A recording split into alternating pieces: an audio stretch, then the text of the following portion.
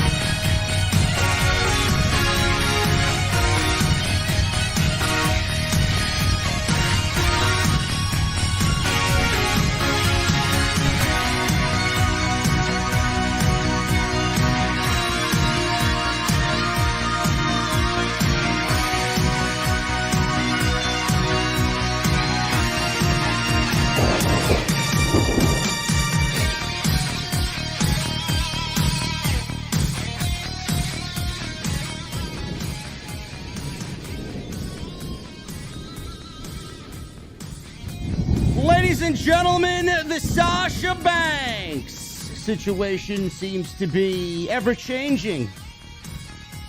There's always something going on with Sasha and Naomi, especially this week.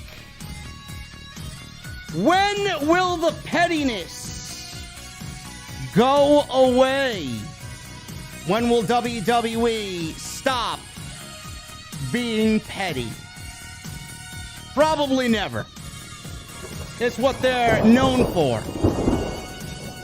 Also, Stephanie McMahon steps away from WWE. My question is why?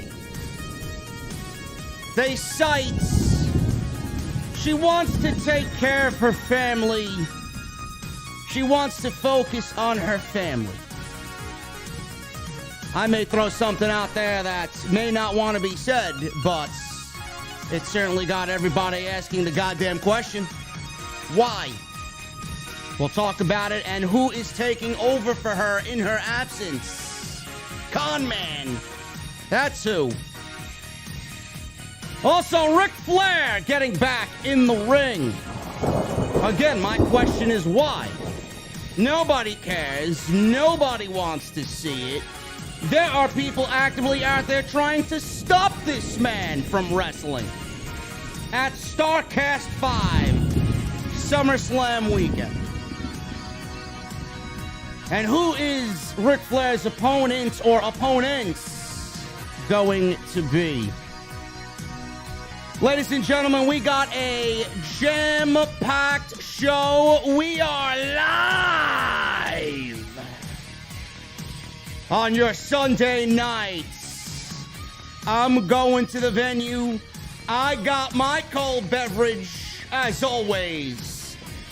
But I got one question for you guys before I get the hell out of here, man. What the fuck are you guys drinking? I'll see you over there.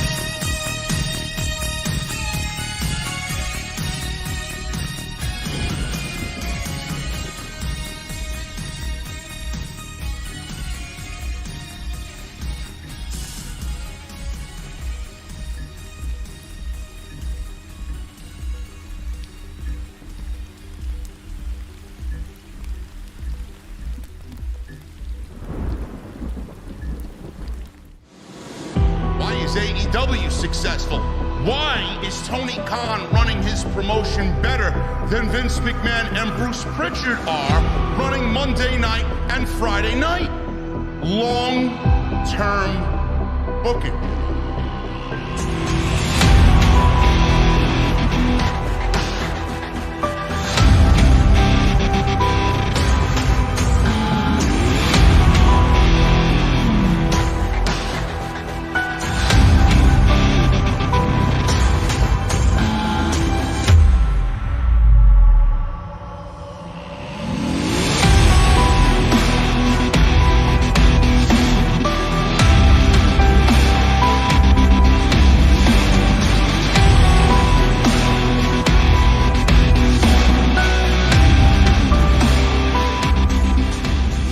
What is going on, guys? Thank you so very much for joining me right here on Off the Script. This is episode 431 for your May 27th, 2022. I'm your host, JD from New York. As always, coming to you live from the OTS venue. Thank you guys so very much for joining me on your Sunday evenings, wherever you may be. Man, first of all, let's get down to business. Number one, shout out to my little brother, Michael.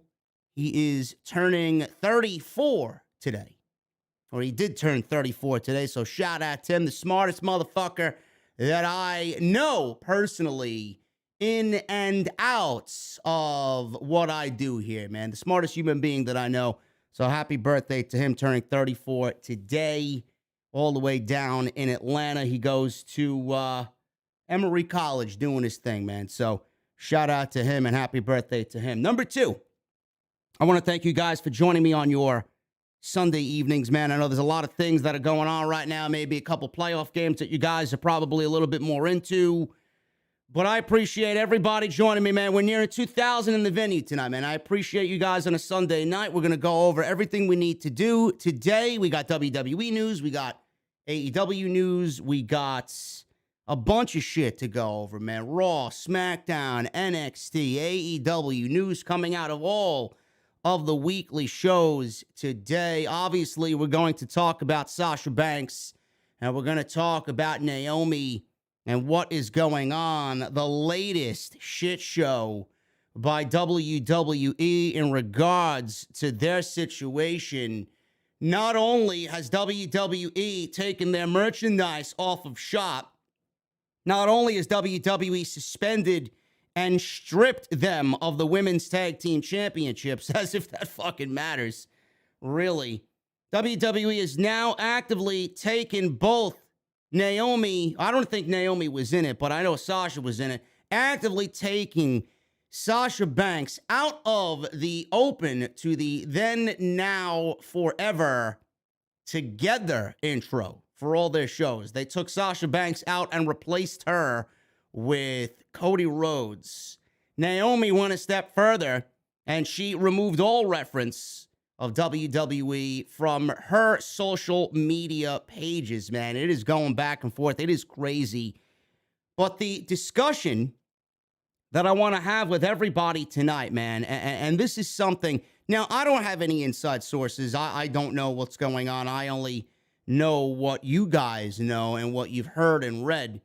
But it definitely needs to be discussed. It needs to be discussed. It needs to be a talking point, whether it comes to a situation where what I say today becomes a reality, or Sasha just ends up back with the WWE, Naomi ends up back with the WWE, and they turn this whole ordeal into one big elaborate work. Is WWE driving Sasha Banks? Has Sasha Banks reached the end? Is she just finished with WWE? Mentally, physically? Where is Sasha Banks' mindset? And is there a possibility that WWE right now is actively driving Sasha Banks, if she still wants to remain a professional wrestler? Is WWE actively driving Sasha Banks into the arms of Tony Khan? It's something we have to discuss. And there's a lot to like about Sasha Banks being in AEW. There's a lot for Sasha Banks to like about being in AEW. There's a lot to not like, if you're WWE, about Sasha Banks going to AEW. But the reasons why Naomi and Sasha Banks left in the first place are all valid and all justifiable. And we discussed this all week. So we're going to go over everything, including the new information that came out, everything tonight on the podcast. Also, Ric Flair, we're going to talk about why he's getting back in the ring. He said it himself, why he's getting back in the ring. You guys might have missed that this week. And who is Ric Flair's opponent going to be, or opponents going to be? And what did Ric Flair do to get ready for this one final appearance in a professional wrestling ring? So we'll talk about that. And Stephanie McMahon stepped away from WWE. I didn't really think anything of it when I read the news earlier this week, but as the weeks went on, or as the days went on, rather, this week, as the week went on, I asked myself one very, very, very important question. Why? Why did Stephanie McMahon walk away from the WWE? Does it have anything to do with Sasha Banks and Naomi? after the fact. I don't know. I don't think it does. But Stephanie McMahon, also known as someone who is just like her father, who works day in and day out on her duties, on her responsibilities in WWE, why she walked away from WWE right now to take care of her family. What else is going on with the McMahon family after we just got Triple H back in the WWE in some capacity, back in Stamford? He's no longer with NXT. They removed all of his power from NXT. He is not booking the show. He has nothing to do with the brand, nothing to do with Tuesday night. It's all Bruce Pritchard's show. Now that Triple H is back in office, now Stephanie McMahon goes and takes a leave of absence. Why? We'll discuss what happened there, what everybody's thinking, and who took over for Stephanie McMahon in her absence. She will be back, according to sources, but why did she leave? So we'll talk about that right here on the podcast, man. I appreciate you guys very much for joining me, like I said, on your Sunday nights. Follow me on social media at JDfromNY206. That's Twitter and Instagram. Social media is the place to be, man. If you guys want to keep up to date on literally everything, man. When a video goes live, Twitter is it. When you guys want my in real-time thoughts about whatever's going on, Raw, NXT, SmackDown, Dynamite, Twitter is the place to be, man. Follow me on Twitter at JDfromNY206. Make sure you guys hit that subscribe button down below. Turn on the bell for all notifications. You guys, that bell is very important, man. Also, a great way to keep yourselves in the loop on what happens on the podcast. Get notified of when I upload, when I go live, everything you need to know, man. Hit that bell and hit that subscribe button. We are 49 subscribers away. Believe it or not, this was an incredible week. And I thank all the new fans for finding the podcast with this Sasha Banks and Naomi story. 49 subscribers away from 133,000 subscribers, man. So thank you guys very much for making this such a great week. One of the best weeks all year right here on Off the Script. Get those super chats in. We're going to hang out at the end of the show, man. I got my cold beverage. Hopefully you guys got yours. We'll hang out at the end of the show with the super chats. Let me know what you guys think of the Sasha Banks, Naomi situation, the Ric Flair situation, Triple H being back full-time with WWE, Stephanie McMahon walking away, and everything else that we talked about, man. Sound off in the super chats. Or if you guys want to ask me a non-wrestling related question, you can certainly do that as well. Hit that join button. That's another great way to support. Hit that join button. We have emotes and badges only available right here on Off the Script. Custom to the live stream, custom to the channel. The emotes you guys can use anywhere. In the live stream, in the videos, in the comments section. That is if you're a VIP. And you guys get those badges next to your name to show off your VIP status, man. So make sure you guys go and hit that join button. There are multiple tiers in which you can support. Go check all that stuff out. So hit that join button and become an OTS VIP. Also, guys, we got a new t-shirt available on bonfire.com. I love this one, man. And shout out to my boy Sal Rex for really mocking this one up. The dawn of the IWC, man, now available. And also shout out to the great team over at bonfire.com. They made this what it is, man. Sal Rex drew it up, and Bonfire put it on the t-shirt, man. Some of the best quality you can get out of anybody's merchandise in the IWC. Go get yours today, man. Bonfire.com. Link is down in the description below. Support Off the Script when you can, man. I love to see some of these bad boys floating around the IWC at these shows on Monday, on Wednesday, on Friday. So make sure you guys go and get your Dawn of the IWC t-shirts. Now available, man. So go get that. Go check out all the other videos that you might have missed. Tons of Sasha and Naomi stuff. And tonight's show is sponsored by my great friends over at Audible, audibletrial.com/offthescript. 30 days free of their service and one free audiobook of your choice. Great way to support the show as well. So shout out to Audible as well for being such a great member and a great friend of the podcast. Let's start at the top, man. We're going to go right into it And we are going to, I believe the first order of business is Nick Khan. Nick Khan and Stephanie McMahon. Nick Khan will take over for most of Stephanie's duties at WWE. She walked away, she stepped away, took a leave of absence, and many of Stephanie's staff was actually fired by Nick Khan in the last few rounds of budget cuts. I don't know if you guys are very aware of that happening because they weren't actual talent that we see on a Monday, on a Tuesday, on a Friday. But a lot of Triple H's staff was let go, and now the same thing happened to Stephanie McMahon. Brandon Thurston of WrestleNomics reports that Nick Khan will be taking over for most of Stephanie McMahon's duties at WWE. Thurston writes, and I quote, Nick Khan will be taking over most of Stephanie McMahon's duties in her absence, according to multiple people over at WWE. Select business partners have already been informed. McMahon announced earlier this week that she would be stepping away from most of her responsibilities at WWE so she can focus on her family. McMahon did not give a timetable on when she expects to return to her full-time duties. McMahon has received a lot of support from those in the company following the announcement, and there is not any bad blood involved, as she cited spending more time with her family as the reason behind her decision to walk away.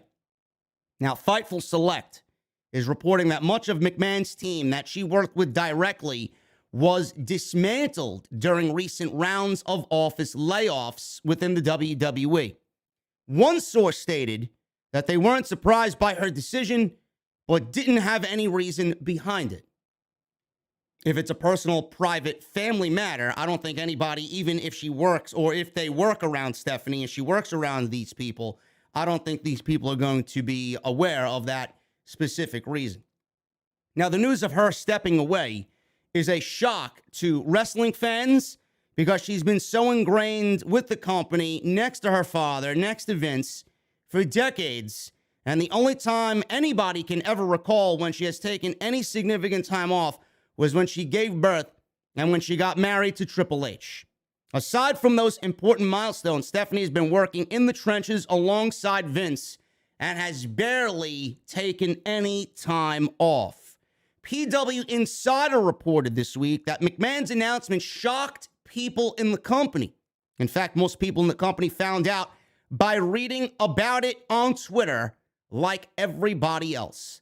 PW Insider is also reporting that it appears as if only the people in her most inner circle had any idea that she would be making this announcement this week, and many people in the company are said to be shocked and taken aback by the news. Wade Keller discussed Stephanie McMahon's announcement to step away from WWE earlier this week during a recent PWTorch.com audio session.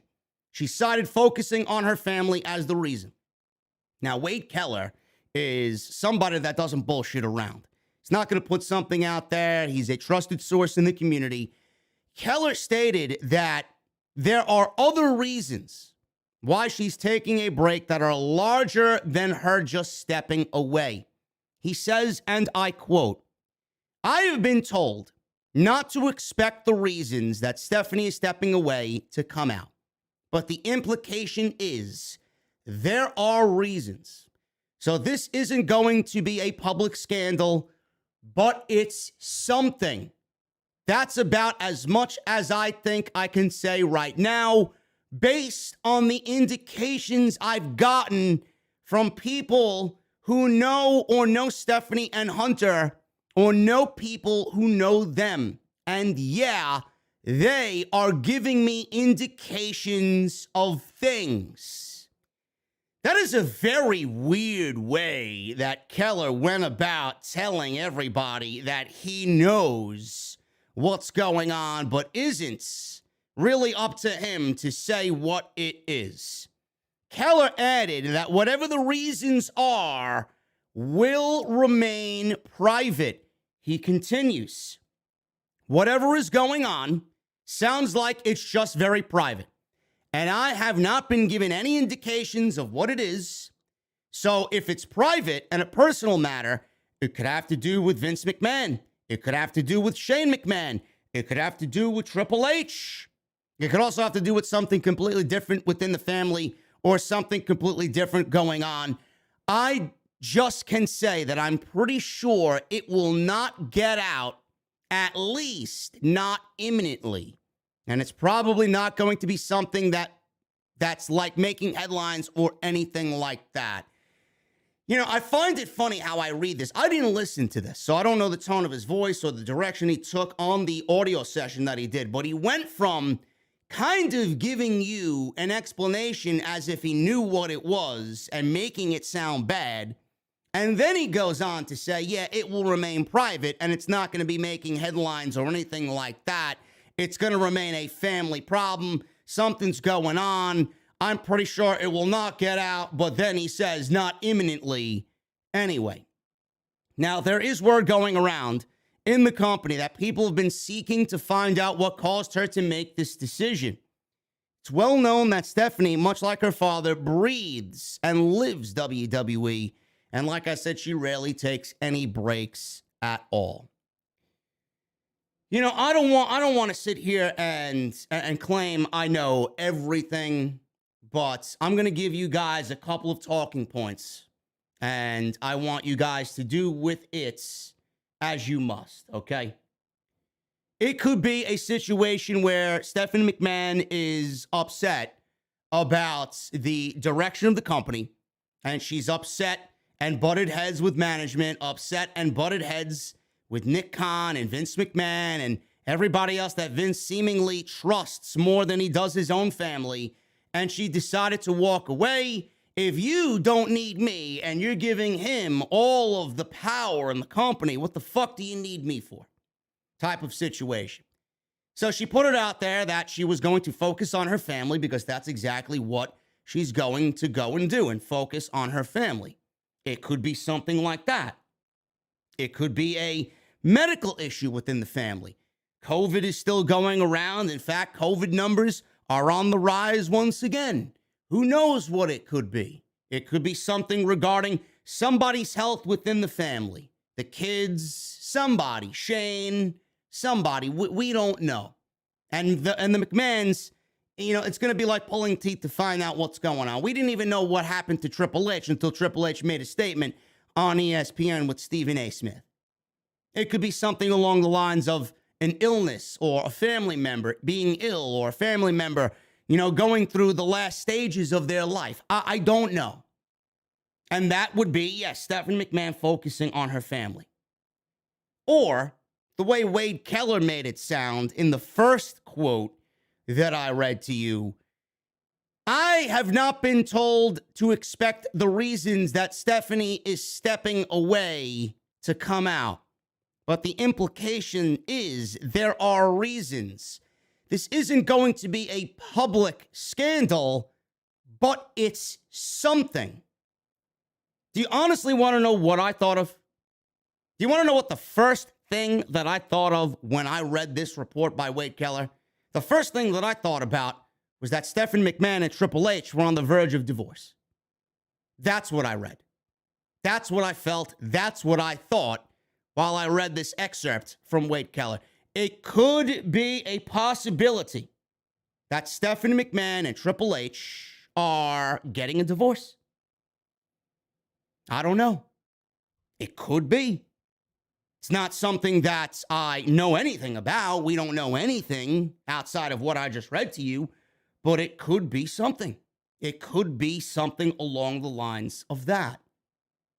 Now, I say that not telling you that's what it is, so please do not misquote me. I know there'll be some geek online that wants to blast my name and say, oh, JD said it's a divorce. I only said it was a topical point of discussion. I don't think that it's a divorce because Triple H is back working full-time within the WWE. This is the next story I got for you. Triple H is back working full-time in the WWE. If Triple H and Stephanie McMahon were going through a divorce, I don't think that one person would be away and the other would be back at work. Triple H is back in the office. Dave Meltzer reported in the latest edition of the Wrestling Observer newsletter that Triple H is back full-time in Stamford, Connecticut. Meltzer noted that when Triple H was out with his health issues, Stephanie had to pick up a lot of his responsibilities in the WWE. It could be a situation where Stephanie worked herself into the ground because she not only had to do her duties within the WWE, not only did she have to do everything that the WWE required of her, but she had to be there for her family. She had to be there for Triple H. She was being tugged in 3 or 4 different directions within the WWE, and then her home life with Triple H and the kids and taking care of him and then worrying about herself. Stephanie, at the end of the day, with why she's stepping away, she may just need to take time for herself because she's been so just over the top with stress. So the fact that I brought up a divorce is only a talking point. It's not that. I thought it could have been that, just the way Wade Keller worded it. But with Triple H back, I don't think that has anything to do with it. What I really do think it is Stephanie McMahon is absolutely burned the fuck out. That's why. That's why I think Stephanie took time away and she'll be back. Triple H, as you guys know, suffered a cardiac event last September and later revealed that he was struggling with viral pneumonia and at risk of heart failure. Triple H has ruled out ever wrestling again because he has a defibrillator in his heart. He's got a pacemaker in his heart. Triple H, you know, a lot of people say still, even today, I see it online, I see it on Twitter, that Triple H is still running NXT. Triple H is back in Stamford, Connecticut.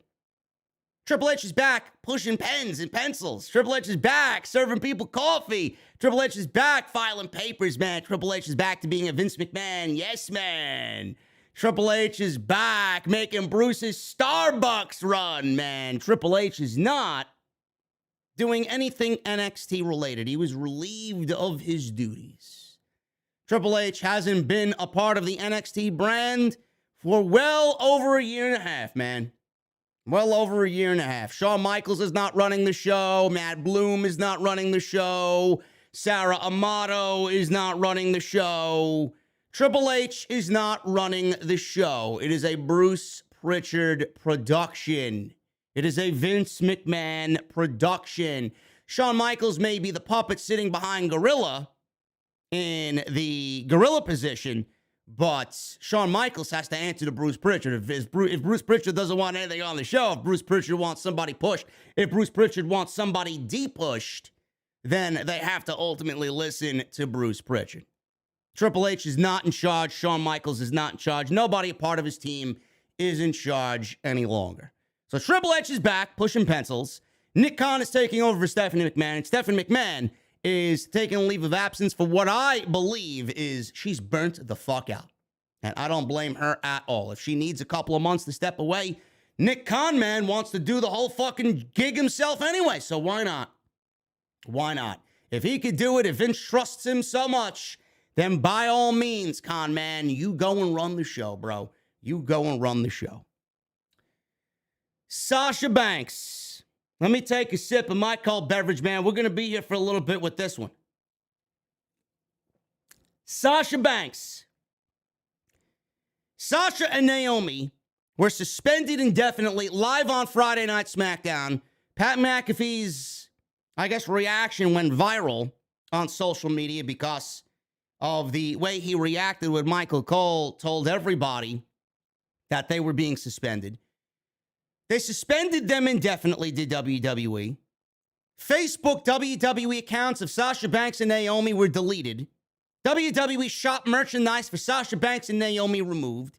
WWE stripped them of the Women's Tag Team Championships and will crown new championships via a fictional tournament that they believe they will be able to put together. But I'm here to tell you that I don't think it's physically possible in WWE whatsoever. So let's start here on Friday Night SmackDown. The situation was addressed with Sasha Banks and Naomi. They were suspended indefinitely and stripped of the women's tag team titles. Michael Cole said that Banks and Naomi let us all down when they walked out of Raw before the main event, which was supposed to be a six-pack challenge that realistically did not make any sense whatsoever. Michael Cole stated that they walked out of the building after leaving the women's tag team titles on the desk of Johnny Laurinaitis, People Power. Thus, disappointing fans and the locker room within the WWE. Michael Cole then announced that Banks and Naomi were indefinitely suspended and a tournament will be held to crown new women's tag team championships. Or champions. A tournament will be held to crown new champions. Let me ask this question first and foremost. Number one, why are we making this a live on air punishment? I don't really understand that. Did Michael Cole really need to go out there and announce this? Or did Vince McMahon need Michael Cole to announce this live on Friday Night SmackDown? I think it is quite funny how WWE cites Naomi and Sasha Banks as being unprofessional, but WWE turns around and does the same exact thing that they're blasting Naomi and Sasha Banks for.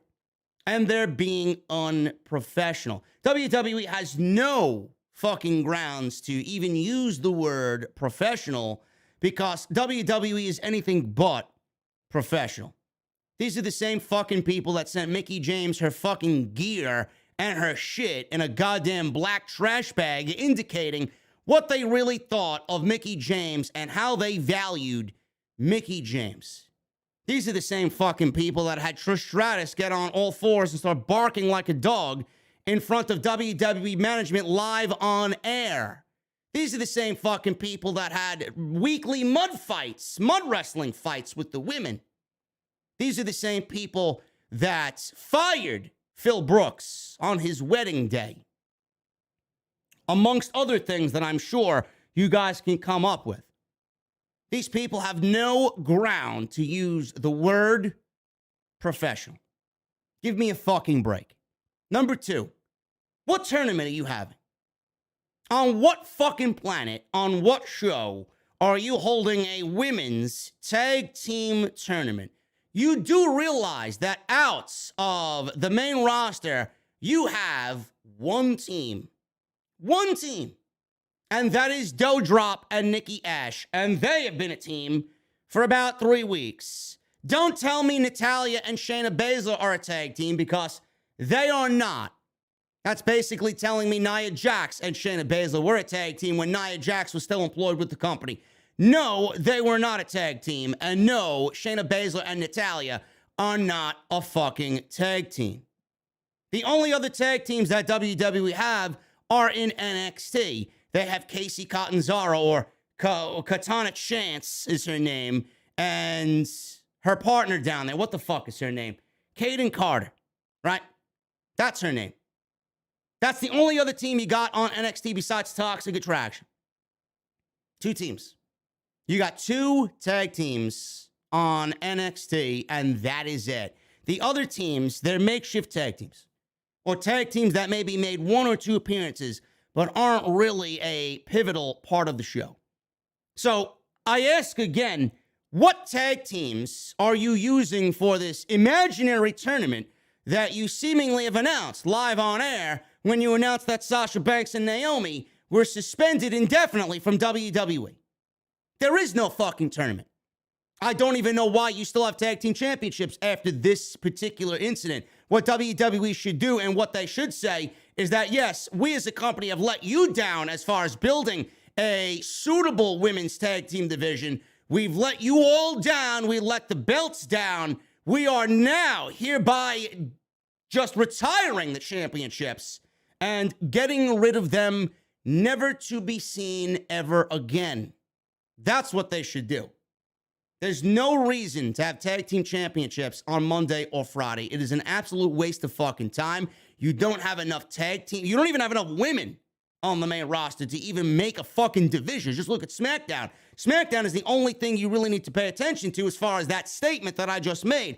There are no women on Friday night to make a really competitive division, one that really is going to stand out as a true division. You want tag team championships on Monday and Friday night, and you can't even keep the fucking Monday night and Friday night women's divisions afloat. Get rid of them. I don't know why we need NXT tag team championships either. The NXT tag team championships are just as worthless as the main roster women's tag team championships. I said this from day one. They didn't even have a fucking match to crown champions. They just awarded them to Shotzi Blackheart and Ember Moon. That was it.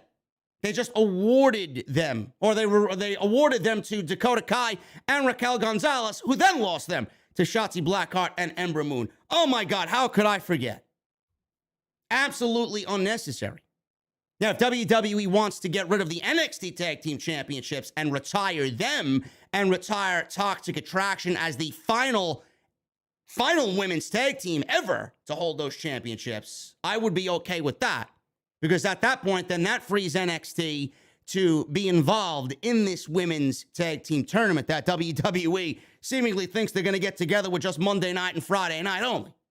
If WWE got rid of the NXT Women's Tag Team Championships and retired those titles with Toxic Attraction, that would lead Toxic Attraction to maybe get involved with the Women's Tag Team Championships on the main roster, and you have a little bit more flexibility as far as teams.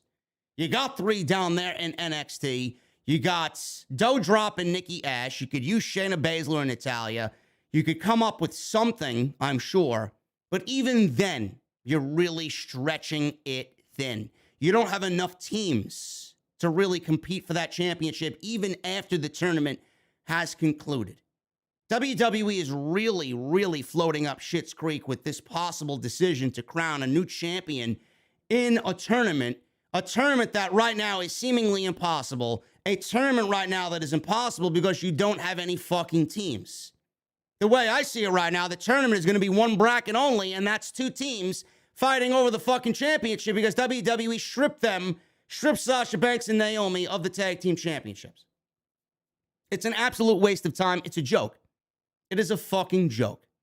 I don't know why we have to sit here every single week and talk about the women's tag team championships when there's no good way to go about it. You don't want the championships. The people who advocated for them don't want the championships. The WWE doesn't want the championships. I don't want the championships. Get rid of them. Just get them, put them in the warehouse in Stamford, and fucking retire them, never to be seen again. That is the best fate for the tag team titles. Now, while speaking on Busted Open Radio, I love how the reports out there claim that Sasha Banks and Naomi, specifically Sasha Banks, has no support backstage in WWE. Well, it seemingly looks like that Sasha Banks has a lot more support coming out of the AEW locker room than she does her own fucking locker room in WWE. Mark Henry addressed the Sasha Banks and Naomi walkout. Henry claimed his issue was with WWE personnel who called the 2 of them unprofessional. My issue, says Henry, was not even with the walkout. My issue was not even with the disagreement or the disclaimer. My issue was with people on the show saying that was unprofessional, because I will have to tell you right now that if that was my wife and I'm working on that show, I'm seriously going to walk down to the announce table and I'm going to say, hey, you stay professional. Do your job, and then I won't have to walk down here to the ring to tell you not to do that again. Bill DeMott, he used to be the trainer down at the Performance Center in WWE. Bill DeMott expressed his thoughts on the matter via his private Twitter account. DeMott said WWE was acting hypocritically in their treatment of Banks and Naomi. He compared their situation to the way WWE's completely ignored Sonny's DUI manslaughter arrest. He says, and I quote, so they will come out on WWE television and tell us all how Sasha Banks and Naomi are unprofessional, but they will not address a Hall of Fame superstar who has killed someone after numerous DUIs. I wonder how this looks to the public. End quote. Now, DeMott clearly, and I don't blame him at all because Sunny is a complete shit show. She is a complete raving lunatic, a menace to society, and a fucking alcoholic. And she's a fucking disgrace to all human beings everywhere. Bill DeMott obviously has an issue with Sunny, but the reason he is so adamant about Sunny's DUI manslaughter arrest and the fact that she was released on bond and then the judge actually reversed that, and now she's behind bars where she is and should be. DeMott had a daughter that was actually killed by a DUI drunk driver. So I could see why he's upset about this particular situation because nobody like that should be roaming free after 4 DUI arrests and your license is fucking revoked in 2 goddamn states, I believe. Ridiculous.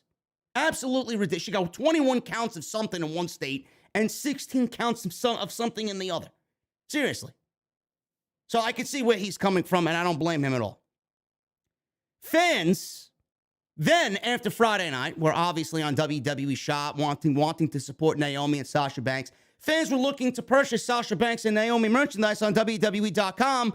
Now, they're no longer able to as of Friday night with the announcement that they were suspended. WWE has pulled the dedicated sections of Sasha Banks and Naomi from WWE Shop, at least for now. If you do a search on the page right now and you type in either of their names, you get a picture of Papa Shango leading you to parts unknown. They're not even on the fucking website. Their Facebook pages are separate from their personal accounts. They're run by WWE staff in regards to their particular characters. Sasha Banks has a Facebook page, a fan page per se. So does Naomi. Banks officially has 3 million followers on Facebook via this fan account, and Naomi has 1.8 million followers via this fan account, and they deleted them from the WWE Facebook pages. Now, this may or may not be related to anything, but several fans even sent in word that Sasha Banks, immediately following this disagreement on Monday, unfollowed a bunch of WWE accounts on Twitter. Some of the names unfollowed by Sasha Banks included Bayley, Becky Lynch, the Usos, Seth Rollins, and Roman Reigns. And Vince McMahon was also unfollowed. I'm shocked by Bayley. That's the one I'm shocked by. Bayley, I know, is in 100% agreement with whatever Sasha Banks had did and is continuing to do following Monday in WWE. I can't imagine that Bayley is against Sasha Banks. Or maybe she is. That's why she got unfollowed. But the two names that I'm very, very, very curious about are Becky Lynch and Seth Rollins. Those are the two names that I'm really, really keeping an eye on here. Why did she unfollow Becky Lynch and Seth Rollins? I've been saying for months that Becky Lynch is a selfish bitch. She's just as bad as Charlotte Flair. Could that have anything to do with it? Was JD right once again? Is Becky Lynch at a point in her career right now where she is all about herself and not about the division at all? And then obviously Seth Rollins is married to Becky Lynch. That's Becky Lynch's husband. So fuck him as well for being associated with Becky Lynch. I don't know. Certainly something to keep an eye on. Seth Rollins, Roman Reigns, the Usos. Why were the Usos unfollowed? I don't know why the Usos were unfollowed. They support Naomi. They support Sasha Banks. They said so via their Facebook, or not Facebook, their Instagram stories. They said so via their Instagram stories. I don't know why the Usos were unfollowed and Roman Reigns were unfollowed, but I don't know. Shows where WWE's allegiance lies. They put everything into that bloodline basket and none to anywhere else in the company. Banks is currently following only 6 accounts. Naomi, a couple of fan side accounts, John Cena, Tamina Snuka, and obviously Snoop Dogg. Banks and Naomi have not said anything publicly as of today, But plenty has been coming out from Backstage, and there have been reports saying that most, if not all, of the locker room has shown zero sympathy for them. Aside from the reported reaction from Backstage and WWE statement on the matter, we don't have the complete picture yet. Obviously, there are two sides to every story. I don't really think that will apply here. I'm not giving WWE any side to tell their fucking story because more than likely it is the wrong story. WWE is already showing you where they lie in this situation. And I know everything I need to know on this situation to a point where I'm not even giving WWE any reason to fucking talk. They're a bunch of fucking con artists. They're a bunch of bullshit artists. Another thing to consider is that their contracts are set to expire sometime within the next couple of months, so they may be done with the company altogether. And if that's the case, then that puts other companies in play to offer both of them contracts, which is probably the last thing that Vince McMahon wants to have happen. It's unclear if they will be staying with the company, and it's not clear if the suspension means that their current contract is going to be frozen. Now, I don't think that their contracts are going to be frozen because they only walked out on Monday. If WWE is going to freeze their contracts, then they would have to freeze them for Monday, maybe Tuesday, Wednesday, Thursday, if they want to be a little fucking risque about it. But WWE actively, on air, live on Friday night, suspended them indefinitely. This is not something where they walked out and they're missing shows on their own accord. WWE took it upon themselves to now suspend Naomi and Sasha Banks, and they, per company policy, are keeping them off television. That's not Naomi and Sasha Banks' problem. That was a matter taken up by WWE. They can't freeze their contracts. I don't see how that would freeze their contracts. WWE indefinitely suspended them according to WWE ruling. So that's not going to work. Sasha Banks was actually last seen in Minneapolis on Friday. This is something that I saw on social media. She was with Snoop Dogg's son, Calvin, on the way to hang out at the late Prince's house. So she was in Minneapolis on Friday, and somebody that listens to the PW Insider audio show notified them that one of their listeners were on a flight with Sasha Banks headed towards Minnesota. So I saw the clip on Twitter, and she was indeed where the report says she was, and that was with Snoop Dogg's son, Calvin, and she was doing whatever she had to do. Now, there is zero sympathy. I love this. Zero sympathy backstage in WWE for Sasha Banks. All of this zero sympathy talk came from Brian Alvarez. Now, I don't know who Brian Alvarez knows. I don't know who Brian Alvarez speaks to. I don't know his sources. But clearly this was bullshit. Shayna Baszler posted some very cryptic tweet online. The Usos posted something cryptically on Instagram via their stories. Natalya said something, right? I think Natalya was in the comment section of somebody showing support for Sasha Banks and Naomi. So the fact that there's zero sympathy backstage, according to Brian Alvarez, for Sasha Banks is a complete bullshit lie. Now, I quite enjoy Brian Alvarez. I think Brian Alvarez and I, if we sat down over a cup of coffee or a fucking couple of old fashions, I think we'd get along pretty great. It's almost as if he's me and I'm him. We have the same viewpoint on WWE. I quite enjoy Brian Alvarez's take on the current product, which, I mean, if you love people shitting on the product for all the right reasons, then go listen to Brian Alvarez. But I think he got this one completely wrong. I don't know who fed him information, but clearly somebody made him look like a blithering idiot.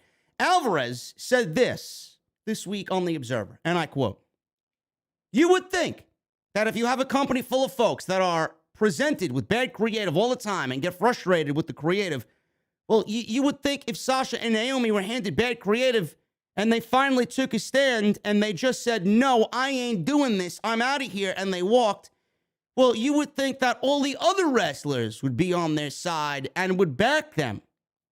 He's right on that. I don't really understand why nobody was backing them as far as bad creative. It almost seemed like the reason why they walked out, which was justified, everybody was backing the company.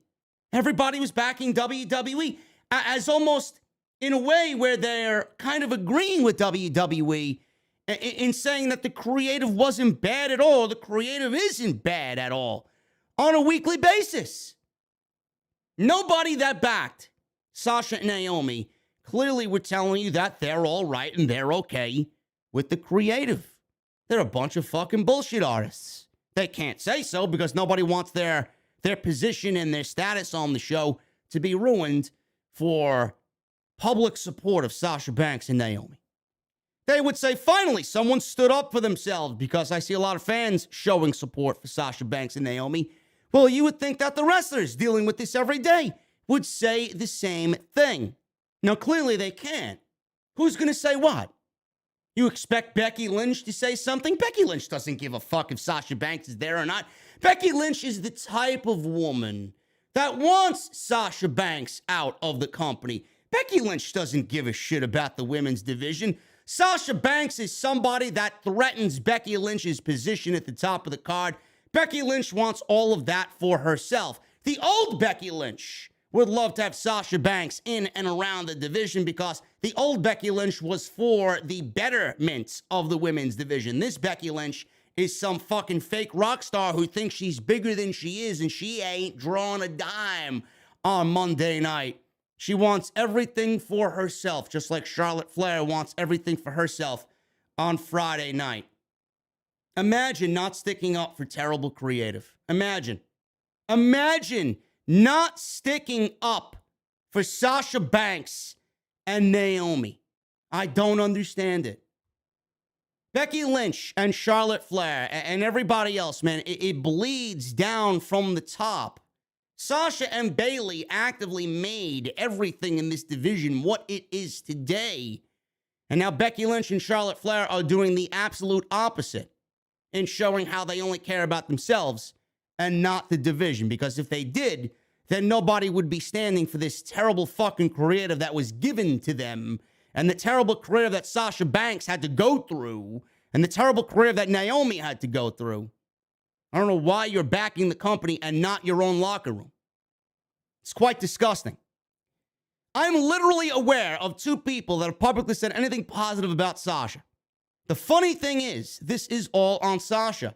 I haven't heard anything about Naomi. No one has even mentioned Naomi. It's all Sasha. This was a complete smear campaign for Sasha Banks. Naomi, nobody said anything about Naomi. In fact, the only thing I read about Naomi was the fact that Naomi was manipulated by Sasha Banks, once again blaming Sasha Banks, and that everybody loves Naomi. I call bullshit on that. I don't think Sasha Banks manipulated anybody, man. Give me a break. Naomi isn't a grown fucking woman to go and walk out on her. Who's to say Naomi didn't fucking walk out on her own and Sasha Banks followed along? Nobody's ever gonna fucking hear about that, right? What if that was the case? Does anybody ask fucking questions? Maybe flip the script a little bit. What if Naomi walked out? What if Naomi walked out and Sasha Banks was the one who followed her friend out? Both of them have reasons to want to walk out anyway. Sasha had her fucking reasons. Sasha could have walked out. I would have backed that woman 1,000% on any given day, 4 times on Sunday. Naomi has every reason to want to walk out as well. Naomi has been pretty much suppressed through the majority of her WWE career. WWE gave her a tag team championship and made her feel important. Don't you think she would want to take that and continue to make that important? She's got this role. She's got this spot. She wants to make it the best that she could be. And WWE isn't giving her anything to work with in the position that they gave her. They want her to go do something else for somebody else and not give anything to Naomi at all. Everybody's enamored with, oh, Naomi was going to get a top spot. Sasha Banks was going to get a top spot. Sasha Banks is at the top spot in the company for a very, very short time. Every single time they put her there. And then they dumb her down for some reason. Naomi hasn't been in a top spot, period. And everybody loves Naomi. Everybody wants to see Naomi succeed in WWE. But nobody's really asking the question, oh, it's all on Sasha. It's all on Sasha. What if it's on Naomi? What if Naomi walked out? What if Sasha didn't manipulate Naomi and everybody was talking shit about Sasha because they want Sasha gone because of what Sasha does to threaten their standing in the company. Sasha's too outwardly spoken. We don't need that here. We're not going to need anybody here that's going to be defiant against creative. We want somebody that's going to fucking tuck their tail in between their legs and be very subservient and obedient to WWE. That's the type of person Becky Lynch and Charlotte Flair want in the company. They don't want people like Naomi and Sasha Banks in the company. They want people that are going to be like, yes, Vince. Yes, Bruce. Whatever you want, Vince. Whatever you want, Bruce. I just want to be on TV. I could take 15 losses in a row and I could lose 4 pay-per-views to Becky Lynch. I don't care. That's the type of person that they want. That's the type of person Becky Lynch and Charlotte Flair want on TV. They don't want somebody like Sasha Banks in that locker room because Sasha Banks knows what's up and Sasha Banks is going to talk bullshit when she needs to talk the shit. Seriously. Alvarez, all on Sasha. All on Sasha. Alvarez pointed out that William Regal even commented about this situation this week, saying that he put his own job on the line to get Sasha Banks signed several years ago. And Dax Harwood made a comment about taking your career into your own hands. CM Punk even said something today, I believe it was, or maybe it was yesterday. Punk actually tweeted, and I quote, "It doesn't matter if your opinion of your coworker is positive or negative. Stand with them because they'll do the same to you and you'll wish somebody would have helped. Trust me, you are expendable. Together, you are unstoppable." Now, a lot of people actually took CM Punk and what he said there and kind of threw it in his face because a lot of people thought that CM Punk was the last person to say something like that. But this is a new CM Punk. This is a very, very happy CM Punk with where he is in his professional career and his life. And I agree with him 100%. Everybody always says the same thing, man. Stand together. You're more dangerous together instead of doing this by yourself. So I agree with him 100%. Seems like more in the AEW locker room are standing up for Sasha Banks and Naomi, and nobody in the WWE locker room outside of the names that I just previously mentioned, Shayna Baszler and Natalya, Tamina, right? And who else? So there was somebody else sticking up for them. The Usos obviously were sticking up for them, but they got unfollowed on social media. There are people in the locker room that are sticking up for them, but we'll never find out the names that are not sticking up for them. And so I'm assuming Becky Lynch is not one of those people because she got unfollowed on social media. And I'm sure most of the arguments centered around Becky Lynch on Monday coming out of that six-pack challenge. I hope you do know that Becky Lynch in that six-pack challenge probably caused a stir backstage to a point where she wanted something and Sasha wanted something and Becky wanted something and Sasha wanted something. And WWE, like the fucking scumbags that they are, bended to Becky Lynch's requests and said, fuck Sasha Banks, because Becky in their eyes is the biggest star and Sasha is not. Alvarez continued. Internally, I'm sure Jimmy Uso is sticking up for Naomi and everything like that. Sure, somebody internally is going to do whatever. But I have not heard from one person, not one, that is sticking up for Sasha and Naomi.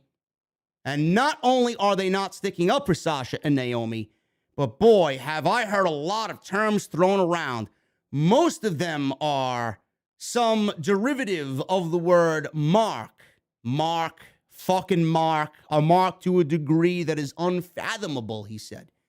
I have heard zero support for Sasha Banks in this situation. So quite frankly, if you want, you can get mad at me if you want.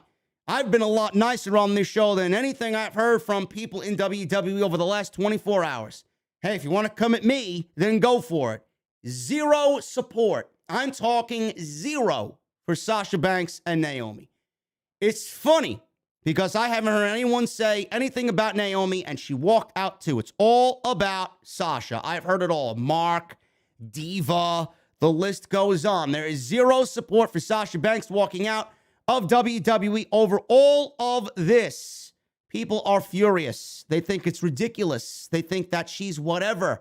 So that's the story. Where this goes, I don't know. But literally every single bit of support that I've seen for Sasha Banks coming out of this has either been from the people in another company that weren't there last night, and the fans. That's it. Her actual co-workers have zero sympathy for what happened here. I think that should probably tell you something. Again, we largely have the official WWE side of the story of everything that happened, but I also heard from a lot of people, obviously off record in WWE, and they are not sympathetic to this at all. Of course they're not. Why would WWE ever admit that they were fucking wrong? Like Bruce Pritchard and Vince McMahon are going to admit that they were fucking wrong in the Sasha Banks and Naomi situation? Of course they're not. They can't admit any time they are wrong. So I don't really understand why anybody is reading this or listening to me read this quote from Alvarez expecting anything else.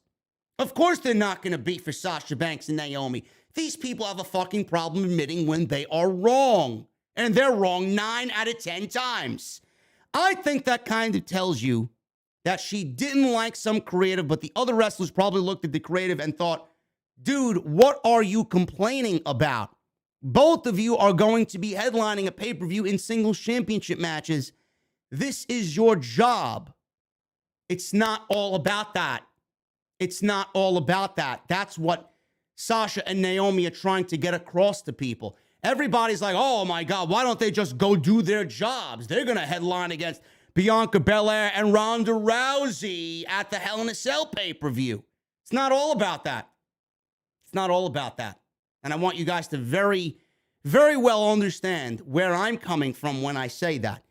PW Insider reported that Naomi was set to challenge Bianca Belair for the Raw Women's Championship at Hell in a Cell, and Sasha Banks would have challenged Ronda Rousey for the SmackDown Women's Championship at the same show, at Hell in a Cell.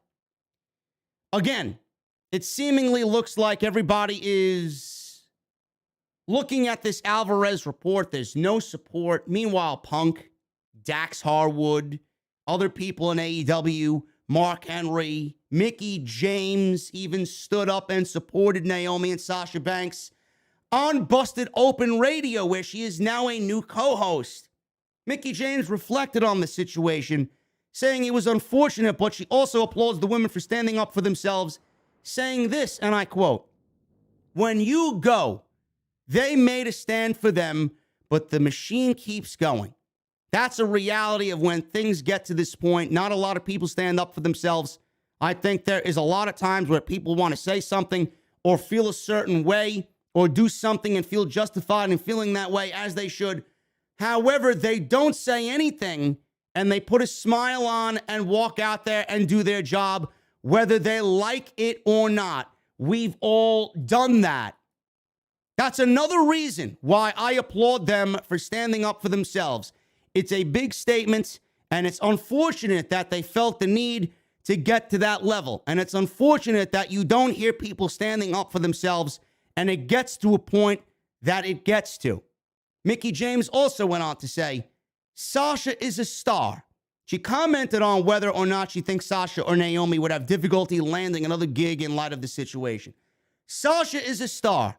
Oh, are their companies going to be worried about working with them? No, because they are stars. You can't take away from the value that they have about being over and merchandise sales and talent and the ability and the love and the passion that they have for this business. That's probably more about what this is, unpacking it all. If they were pouring their love into something and feeling like it wasn't valued, that's very frustrating. We can all understand being frustrated at times. I'm sure we've all had our gripes. You think it's the power of social media, but WWE is the one that pulled the trigger on letting the cat out of the bag. People are only hearing that one side of it. Now, according to Dave Meltzer on the Wrestling Observer Live, WWE talent cannot understand Sasha Banks and Naomi's decision to walk out, especially because they were set for notable matches at the Hell in a Cell pay-per-view. Talent that we've been in contact with could not understand their position, noting that they were booked for major singles matches, major title matches on pay-per-view. While they would lose, singles matches on pay-per-view with Belair and Rousey would be the best opportunity to showcase themselves, even if losing. You know, a lot of people don't really understand that this is just not about Hell in a Cell. A lot of people don't understand that this is not only about Hell in a Cell. You guys need to understand that this dates back even before the year started. This dated back to when Ronda Rousey and Bianca Belair last year with Sasha, when Ronda Rousey was there the first time. And this is what I said on Tuesday when I did this big live stream in front of everybody. You're asking Sasha Banks to put over and help aid in getting Ronda Rousey over. How do you think Sasha Banks feels about that? Sasha Banks already laid down for Ronda Rousey in the first Ronda Rousey stint with the company. WWE seemingly had Ronda Rousey built up, and the women's division and the women's evolution, the women's revolution, all at a high point. It's never been as high as when Becky and Charlotte and Ronda were in that ring on that night at MetLife Stadium in the main event of WrestleMania for the Raw and SmackDown Women's Championships. WWE took everything that Ronda Rousey did before that, and a match with Sasha Banks was included in that one-year run. They wasted it all. WWE wasted it all. Sasha Banks seemingly helped Ronda Rousey get the division and get the revolution where it needed to be, okay? Sasha Banks had no fucking problem with that because she knew where the division could have been. Now, you're asking Sasha Banks to do the same thing again and lay down for Ronda again. You don't think that woman knows that you fucking dropped the ball on creating a viable women's division? You don't think that woman knows that she laid down the first time for Ronda Rousey and it meant nothing? Now you're asking her to lay down for Ronda Rousey again, and have it mean nothing. What is Sasha going to do going into Hell in a Cell that Ronda hasn't already done? WWE, seemingly from my point of view, is overvaluing Ronda, and they're undervaluing Sasha Banks. Ronda Rousey hasn't drawn a fucking dime for WWE. Ronda Rousey hasn't been a fucking tick in the ratings on Friday night for WWE on SmackDown. In fact, she's made everything worse. She's made TV worse. She's had some bomb fucking matches, or matches. That means, to me, WWE has put Ronda in a situation where she's bombed and failed. That match with Charlotte at WrestleMania was a fucking disaster in every way, shape, or form. The tag team match in Saudi Arabia was another fucking disaster. Ronda stepped in the ring and she hasn't measured up. You're asking Sasha to once again do something that Ronda should be capable of doing herself, and that is getting over. Sasha knows that Ronda has bombed this year. Why would she want to be a part of that? Sasha knows where her value is, and her value is not going towards Ronda because you didn't do anything with Ronda the first time. Let's rewind back. You don't think this stems from Sasha being pulled from WrestleMania either? Oh, it absolutely does. We all know that Sasha was scheduled to go one-on-one with Charlotte for the SmackDown Women's Championship. For all we know, Sasha Banks should have been beating Charlotte for the SmackDown Women's Championship. You don't think Sasha holds some sort of fucking anger in her that Ronda Rousey came back on night one, drew number 30, was given the number 30 position in the Royal Rumble, given the Royal Rumble match completely, which was a fucking failure in its own right. WWE struggled to fill that match with women, and they made it a mockery of fucking half of it being divas and legends. They built the entire match and gave it to Ronda Rousey. You don't think Sasha Banks has a fucking problem with that? You think that's all right? You think Sasha Banks looking at Ronda's first run, looking at it be great, WWE dropping the ball, and then fucking up the division only to call Ronda Rousey back again to do the same thing again instead of relying on Sasha and Naomi and women like that? You think that's okay? You think that's all right. That woman doesn't think it's all right. That woman doesn't think it's right at all. So why wouldn't she voice her opinion? Why wouldn't she voice her concern? Oh, now we're voicing our concerns. Now you voice your concern, you're indefinitely fucking suspended from the company. You're stripped of the women's tag team championships, the titles, the very titles that you wanted instituted in the company. They take them away from you, showing you how valuable you are to them and how valuable the fucking titles are to the company. Zero.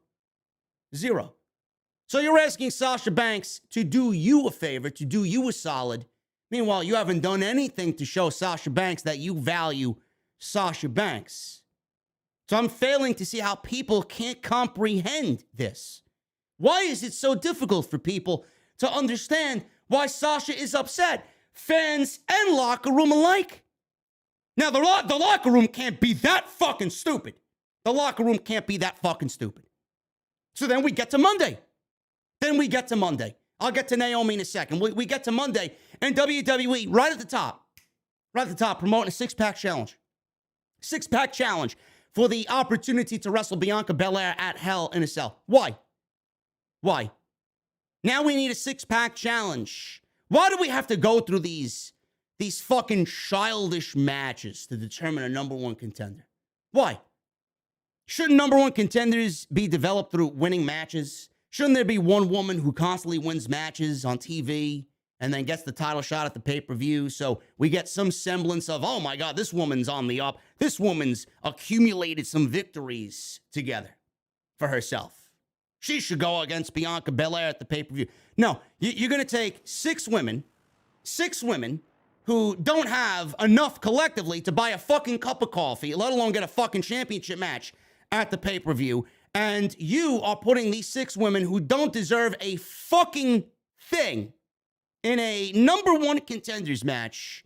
And that is your level of creative. Becky Lynch and Asuka.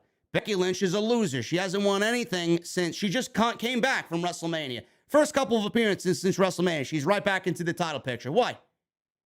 Doesn't back of the line mean something to Becky Lynch? Of course not. She wants the division all for herself. She thinks she's big time Bex. Doesn't work that way. You're not as over as you think you are. You're not as good as you think you are. Asuka just got back. Why is she even getting a title opportunity? She's been out for a fucking year. Why is she getting an opportunity?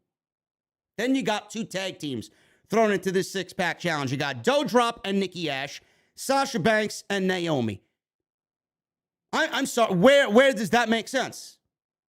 Just based off that, if Sasha Banks and Naomi came to me, if I was head of creative and they came to me about that, why are we in this match? That's all that's needed to start asking fucking questions. Why are we in this match? Why are there two tag teams that should realistically be going against each other in this match?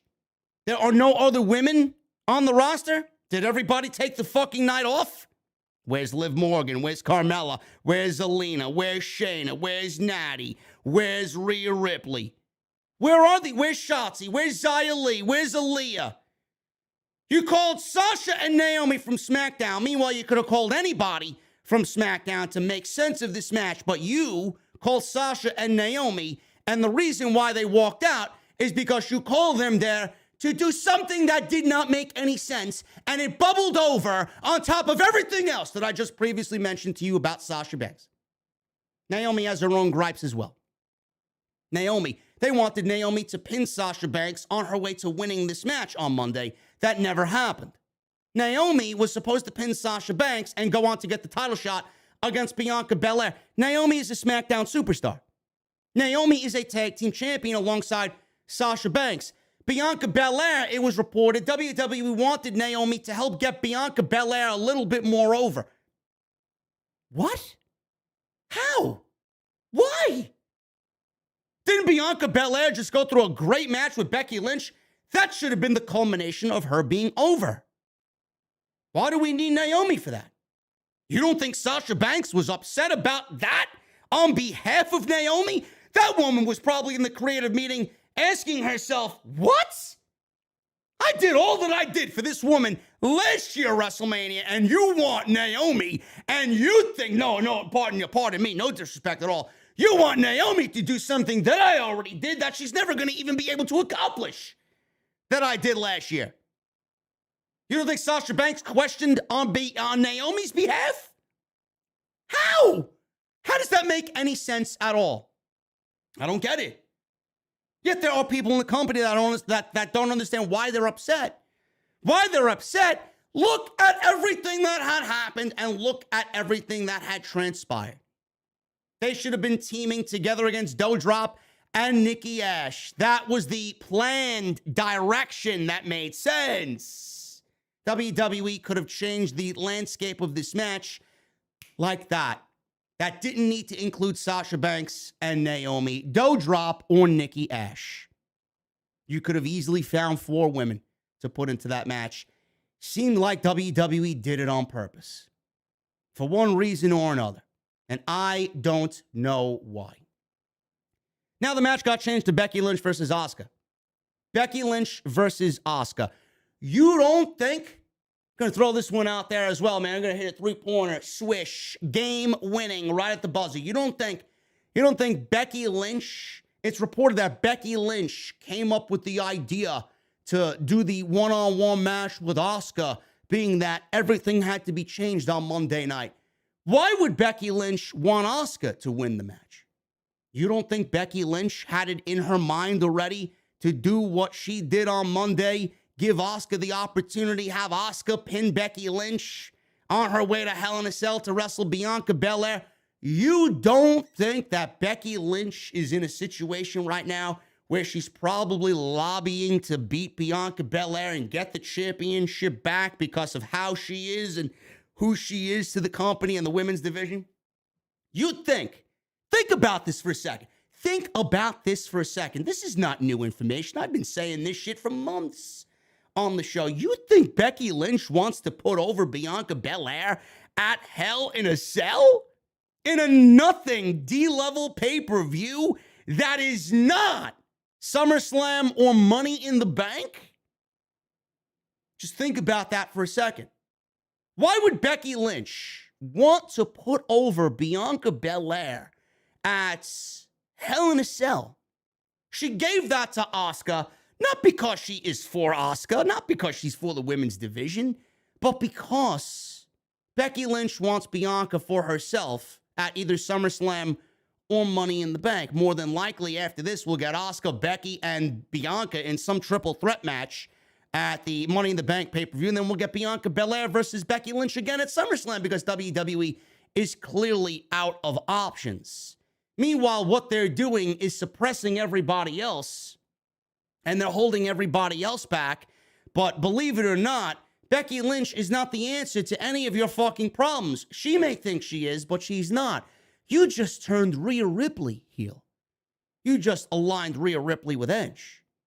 Why aren't we booking Rhea Ripley versus Bianca Belair for one of the big stadium shows after you just transformed her into a heel to join the Judgment Day? Why aren't you booking those two women when they clearly have history together? All you need to go back and do is reference their last 2 times in the Royal Rumble. When Bianca Belair won the Royal Rumble, she had a back and forth with Rhea Ripley. They have a history together. You could easily reference that. And everything in between and everything that they did coming up in NXT.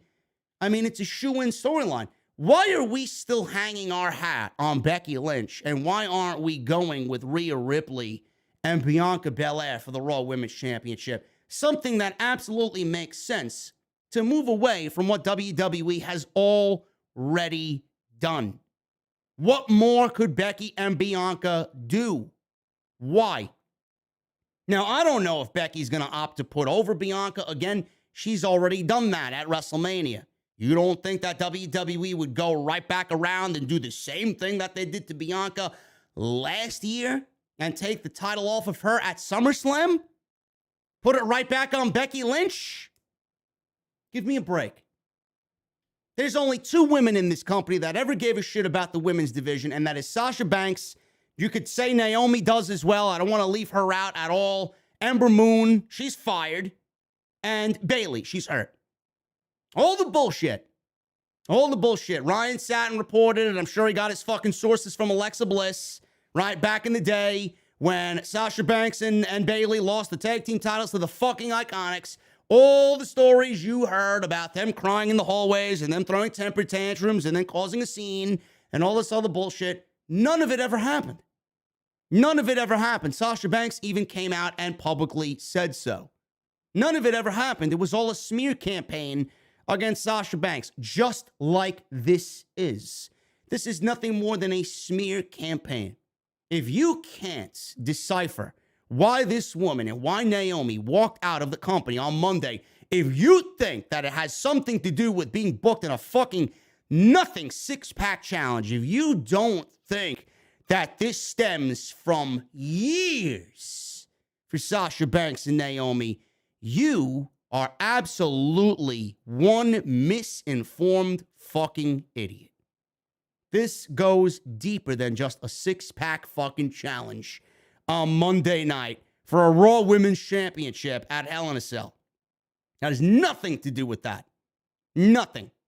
Everything that I just previously mentioned was the reason. The fucking six-pack challenge was the cherry on top of the I'm done with your bullshit Sunday. So the contracts are expiring. Supposedly, they are expiring. Dave Meltzer discussed the latest situation with their contracts, Sasha and Naomi's contracts on the Wrestling Observer Radio. He was told that Naomi's WWE contract is expiring soon, and prior to Monday, she was in talks for a new deal.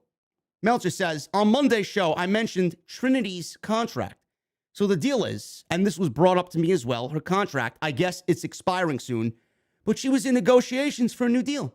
It's possible that they might go with the idea that she's not leaving no matter what.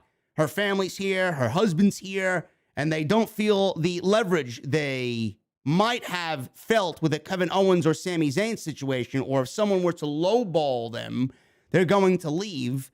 We have to give them a pretty big offer. In her case, maybe they wouldn't do it. But most people who are getting new deals are getting substantial raises. Meltzer said there are major raises happening in WWE due to the wrestling war with AEW, and this is a good time to make more money, including Naomi. This probably won't help her cause in negotiation. Now, on the flip side, if her deal is almost up or whatever, not too far from now, that they're renegotiating, in theory, she could just sit out and then they could freeze. Clearly, that's not going to happen because WWE took it upon themselves via the company to make a public statement and indefinitely suspend them, so freezing their contract isn't even up for debate at this point.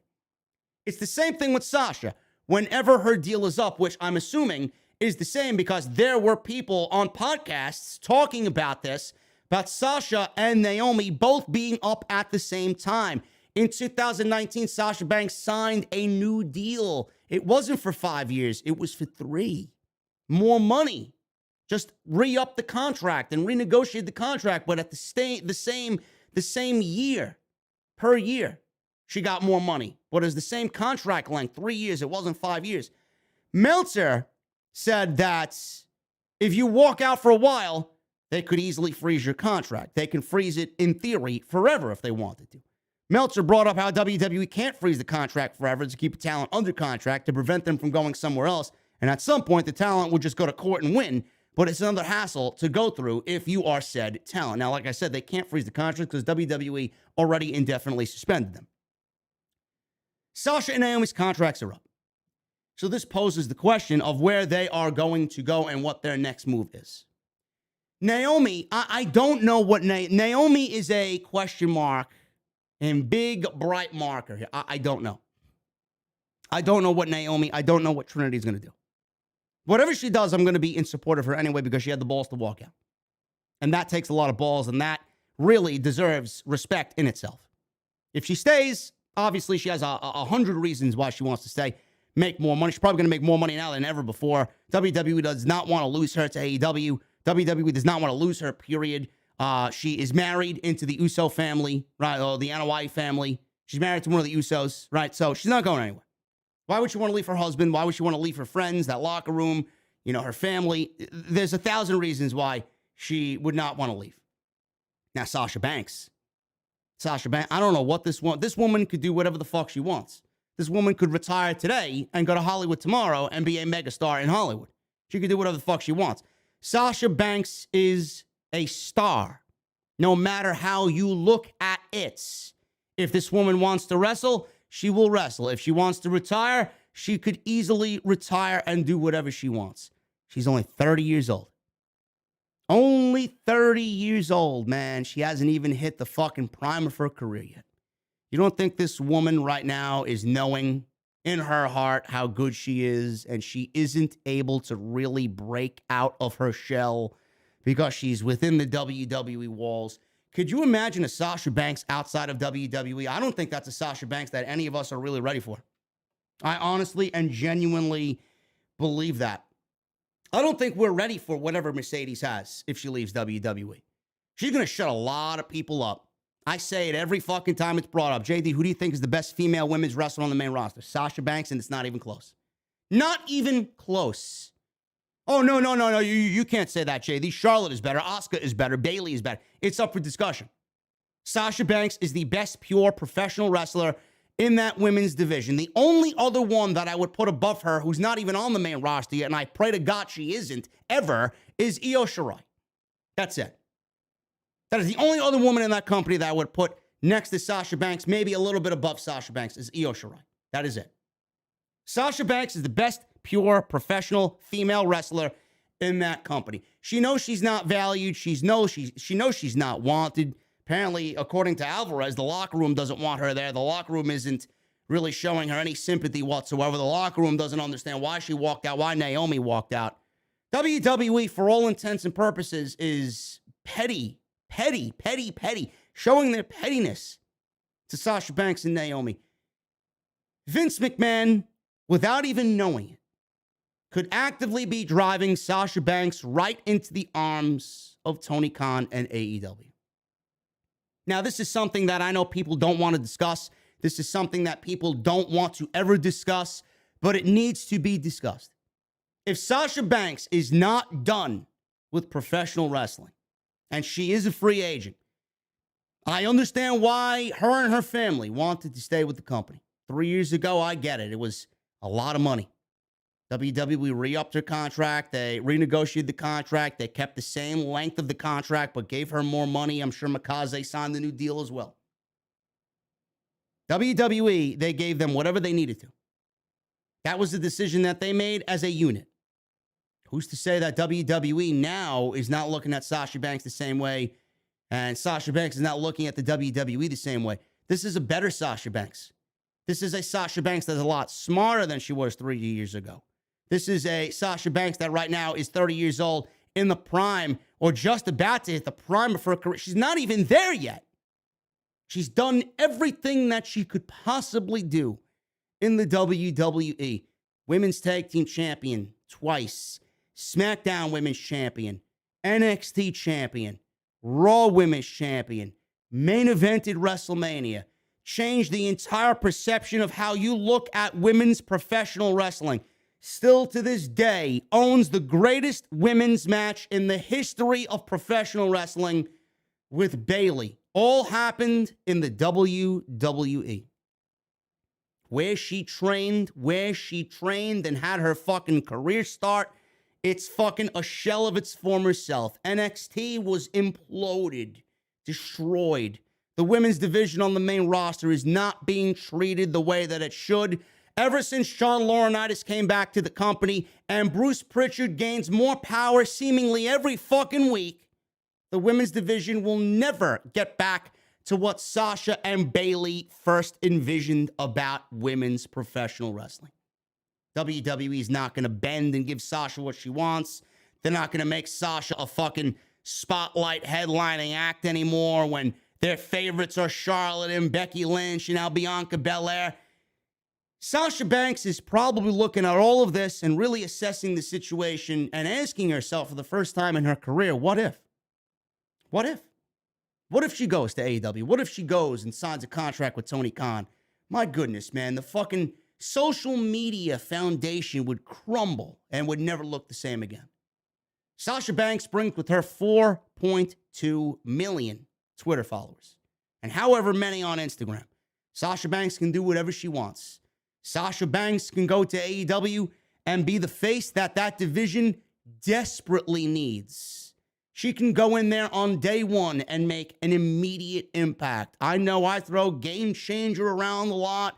Sasha Banks is a star, and everybody, Keith Lee and Swerve and Punk and Bryan, right, all game changers.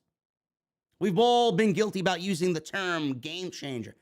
Sasha Banks signing with AEW would be greater than CM Punk coming out of retirement after 7 years. Sasha Banks joining AEW would be the single greatest, biggest signing that Tony Khan has ever inked on paper. If she goes to AEW, that's it. That division is set. Why would you want to stay in a company and do exactly the same thing that you have been given and you have been given for the last 3 or 4 years? Ever since you walked away, nothing's really changed. She walked away the first time for whatever reason. WrestleMania 35, right? Right, WrestleMania 39. Now, 4 years ago, you took that little sabbatical, went to Japan, wrestled strong style. You did what you had to do. You found that spark again. You came back, had one of the greatest Hell in a Cell matches that the company's ever done. Right back to doing what you do. Why? Because you're the fucking boss. Came back and did it again and showed everybody that you need me. I don't fucking need you. Came back and already transcended fucking women's professional wrestling on night one after your 4-month sabbatical. The division was dead after you walked away. They did nothing with Becky Lynch. I mean, we were in fucking pay-per-view matches with Becky Lynch and Lacey Evans, teaming with Baron Corbin. That was the division. You came back and made it feel like it did when Ronda was there the first time. I'll give Ronda her due. Ronda was great the first year. This run, forget about it. Awful. I don't know what the fuck WWE's expecting or hoping with Ronda. She sucks. That shit is complete shit. Can you imagine Sasha Banks in AEW? She's done everything she needs to do in WWE. Winning the AEW Women's Championship, winning the Owen Cup, more opportunities for women in AEW now, more so than there were in year 1, year 2, or year 3. She walks in on night 1 and is instantly the number 1 female in that locker room. You're going to be working for a bunch of people in a locker room that value you, that know what you bring to the table. You have a boss in Tony Khan that will let you be creatively free and do whatever you want. Tony Khan will not put handcuffs on you. You will be able to go out there and wrestle. And for me, I'm going to be a little greedy here. You know, being who you are, I mean, you're not gonna make every indie appearance, but you can go and wrestle House of Glory. I know they want you there. I know Red wants you there. I know Brian wants you there. Their palms are itching with this fucking news. Show up in Queens and fucking burn down Queens like only you could. Really, you know? AEW and Sasha Banks, it's not something that I have a crystal ball here on my desk and I could tell you it's going to happen. I don't know. I'm not going to make decisions for that woman and for her husband. But all I know is how many times can you honestly sit there and be treated and mistreated the way WWE's treated you? I get why you stayed 3 years ago. And I know you were contemplating possibly leaving then. And you made the decision to stay. But seeing everything that you see in the division, and everything with how WWE's handled this situation has pretty much blackballed you and erased you from social media, from Facebook, from the fucking intro to the WWE shop. These are people that you want to work for. These are people that you want to call your bosses. These are the people that you want to rely on. I don't know why you wouldn't even, I don't know why you would even think about giving these people the time of day. If there was ever a time for her to walk away completely, not saying that she won't ever show up, but what it may take, if your heart lies in WWE and you want to be here, it may actually take you to leave and then come back sometime in the future. You got to let them hurt. You have to let them contemplate. You have to let them sit on their mistakes. They will never learn creatively, how bad they are, the way that they treat people, they will, you would think that they learned from Moxley's situation and everybody else that fucking left them. They will never learn unless someone like you walks away.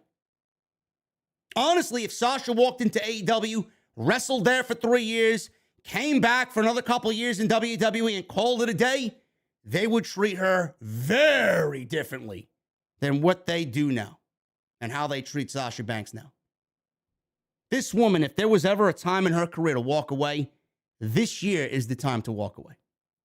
And I mean that wholeheartedly. Get the fuck out, and that's the only way they will ever appreciate you, because when you're not there, you're going to watch them fucking squirm. Then they'll realize, we need Sasha. She was right. Sasha never needed us. Guys, let's check the chat. Let's see what's going on. I appreciate you guys joining me, man. We got near 3,000 people in the venue tonight, man. I appreciate you guys very much, man. Don't go anywhere, man. We still got another half of a loaded show coming up. I appreciate you guys very much. Hit that thumbs up, man. We got 1,100 likes in the chat. Let's try for 1,500. That is the goal. That is the minimum tonight on Off the Script. Get those super chats in. Get those memberships in. Go get your memberships, man. Hit that join button. Become an OTS VIP right here on Off the Script. Also, go get your new t-shirt, man. Bonfire is the home of the new and exclusive Dawn of the IWC, JDfromNY, Off the Script merch, exclusively sold on bonfire.com. Go and get yours today, man. I appreciate you all for joining me right here on the podcast, live on Sunday night. It is episode 431 of Off the Script.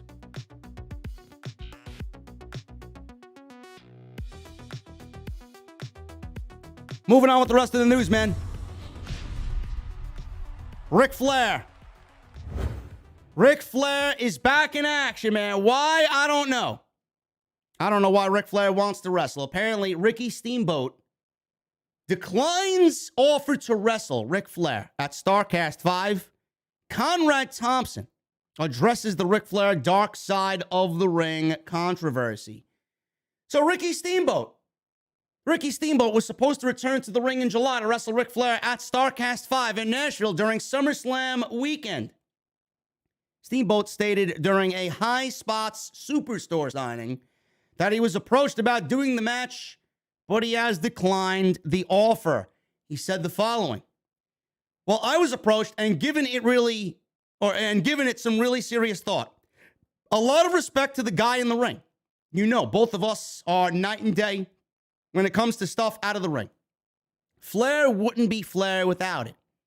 I thought about it for a week and just recently said I can't do it.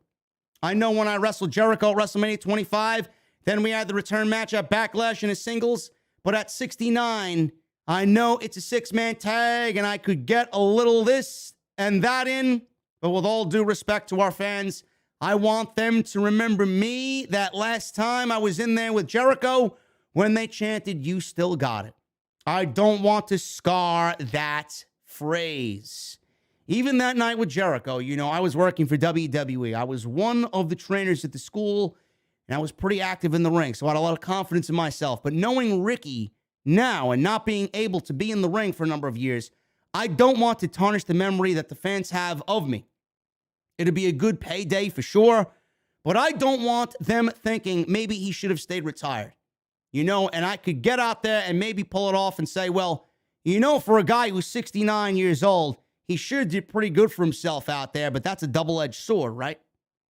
So, you know, the Dragon does have a lot of pride in his work, and the way the fans remember me in the ring, I want that lasting impression. I know my physical capabilities right now. I would love to go and be able to go out there and perform like I did with Jericho.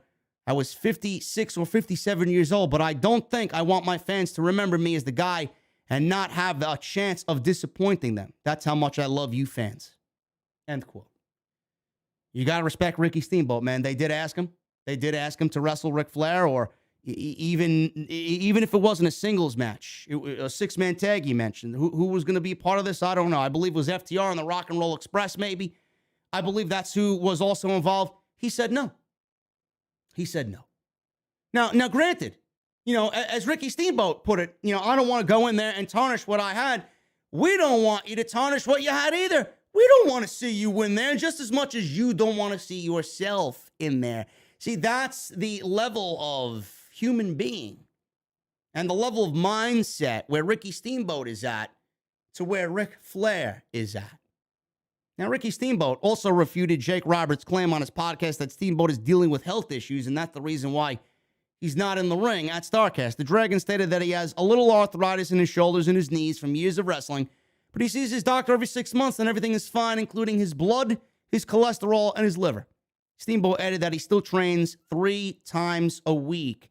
It was believed that the Steamboat match would have seen him tag with the Rock and Roll Express to see them take on Flair and FTR at StarCast 5. Aside from Flair, none of the other participants have been officially announced for the show. I know Flair has been training with Jay Lethal in his own time. Flair has publicly stated he has spoken to 20 doctors to get cleared to wrestle one more time. Flair spoke with TMZ Sports and recently talked about his match and the fans' concerns for him wrestling. Flair said he's feeling great. He's not worried about something bad happening in the ring. He says, and I quote, "I don't have any aches or pains. I know I've had health issues, but I've asked 40 different doctors." Is it 20 or 40? I don't know. Knowing Flair, he probably didn't talk to fucking a handful of doctors. But I asked 40 different doctors, and I decided I'm only going to listen to one. Not necessarily the one that was going to give me the right answer, but that I felt most comfortable with. The only thing I was worried about was getting in with a pacemaker. He said, Ric Flair, there's enough scar tissue around that thing now that I believe it'll hold. If you want to do it, do it. That was the answer. That was the only concern. I'm not going to be able to do a moonsault. God bless those that can. For the other people that don't follow social media to understand, you don't see how much money I make from Cameo. That alone I can live on for the rest of my life. I just made a commercial for CarShield. My life is good. I don't need the money. But baby, I do like the glory. I'm never going to walk away from it.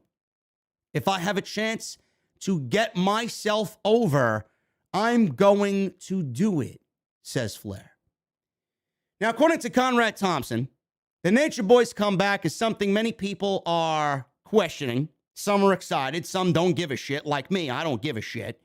Flair is scheduled to compete in Thompson's StarCast 5. This obviously is being run by Conrad Thompson. He's done all the other ones before this, so why not?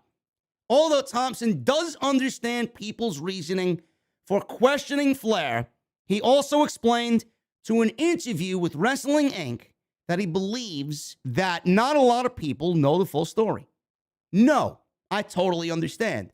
I'm a big fan of Dark Side of the Ring and all that they do, and I think a lot of the folks who put it together, we've worked together on a lot of their new projects. I've been helpful behind the scenes on that, sort of helping connect the dots. I think they are creating great content, but I also know the story that they talked about is a story that is 20 years old. They got one side of the story. They did not get two. I don't know that was necessarily new information for folks who kept up with the news back then. But I would say that I don't know that the phrase comeback is really accurate. I mean, he had a CarShield commercial airing next week. He's been making public appearances ever since. His dance card is full on the autograph circuit, and he shot multiple television commercials since, including just one a couple of days ago. Yes, but working a CarShield commercial isn't getting, him in a position where he could fucking drop dead and have a heart attack in front of everybody. I said this on Twitter. I know you guys don't give a shit about Ric Flair. You guys don't. None of you give a shit about Ric. The only people that fucking care are Ric Flair, his family, and the fucking Ric Flair super fans out there that can't get enough of the Nature Boy. Right? I don't give a shit one way or another. I don't. I'm not going to watch. I have no interest. I don't care. I don't want to see him in the ring. I don't want to see anybody at his age, period, in the ring. I think what he does is tarnish everything else that he did before. When Ric Flair retired, his retirement to me was at WrestleMania against Shawn Michaels. That was it. I don't know how much better of a retirement you could get. Now, after that, he made some appearances for TNA, and he went back on that. I believe he had a match or two. I don't recall. I never watched TNA. But his retirement to me from pro wrestling was Shawn Michaels at WrestleMania. You can't get any better than that, and what they did for him in the storyline that led him to that match. That was it. That was the pinnacle of if you want to talk about retirements, that's up there with being some of the very best. The pinnacle of fucking retirements for anybody. Ric Flair got it. I said this on social media, and the next story is going to be a little ridiculous because it kind of plays into what I'm about to tell you. Nobody wants to see it, and I get that you're all afraid of what may happen. But Ric Flair says he spoke to 40 doctors. He got clearance. He's all right. He is working with the pacemaker. He'll be all right. I don't know what you guys expect that Ric Flair is going to go in there and do. You know, they're claiming that this is Ric Flair's last final match, and he's going to be in there with a six-man tag. You're lucky it's a six-man tag. You're lucky that it's with the Rock and Roll Express. Two guys that still, to this day, are working GCW shows doing Canadian Destroyers. I mean, Ricky Morton and Robert Gibson, I mean, they're still fucking operating at a decent level. Then you got FTR in there. You can't get any more safer and any better than FTR. That's a great support system for those guys to be in there with, right? Depending on if they can find Ricky Steamboat's replacement, so be it. But it's a six-man tag. You're lucky that it's a six-man tag. It could easily be a singles match. They could have put Ric Flair in there in a singles match, God forbid. But he's going to be on the apron for about 98% of the match. He's going to come in. He's going to do his dancing. He's going to do his chops. He's going to drop a knee. He's going to do his fucking faking, getting hit, and then drop down. That's it. He's going to do a figure four. He's not going to be overworking himself. He's going to make that hot tag. He's going to be in there for 2-3 minutes tops. And he's going to give the fans one final show. He wants to be in the spotlight. He wants to be under those bright lights. He wants to be in there with some of the best talent that's still competing today. So be it. If Ric Flair wants to wrestle, let him go and wrestle. Have him sign the papers. It's not my concern. It's not the fucking promotion's concern. Jim Crockett Promotions is going to be a part of the NWA, I believe. So what? Obviously, he's signing all the release forms, all the paperwork. So be it. He wants to do it. Give him the foundation to do it. As long as you're liable, on your end and safe on your end, right? You're good to go. Who gives a shit? You cannot actively tell somebody what to do with their body. If Ric Flair wants to go in there and die in the ring, as long as he signed off on it, so be it. He wanted it. He asked for it. He may get it. So what? So what? It is what it is. Now you got people like this fucking geek. You got guys like Chris Cruz, who worked for WCW for many years, posted the following on his Facebook page. He says, "Hey, you rubes, I screw around here a lot, but this is serious. Ric Flair should not be allowed to wrestle. Some reports indicate that he's not been, or that he has been working out with Jay Lethal in preparation for a return to the ring. He can't be stopped from doing so in states that don't have athletic commissions and licensing protocols, but insurance companies can step in and refuse a bond to a promotion that books him. And for those states that do have commissions, they should be contacted to demand that they not allow Flair to wrestle. Simply put, Flair returning to the ring is not wise.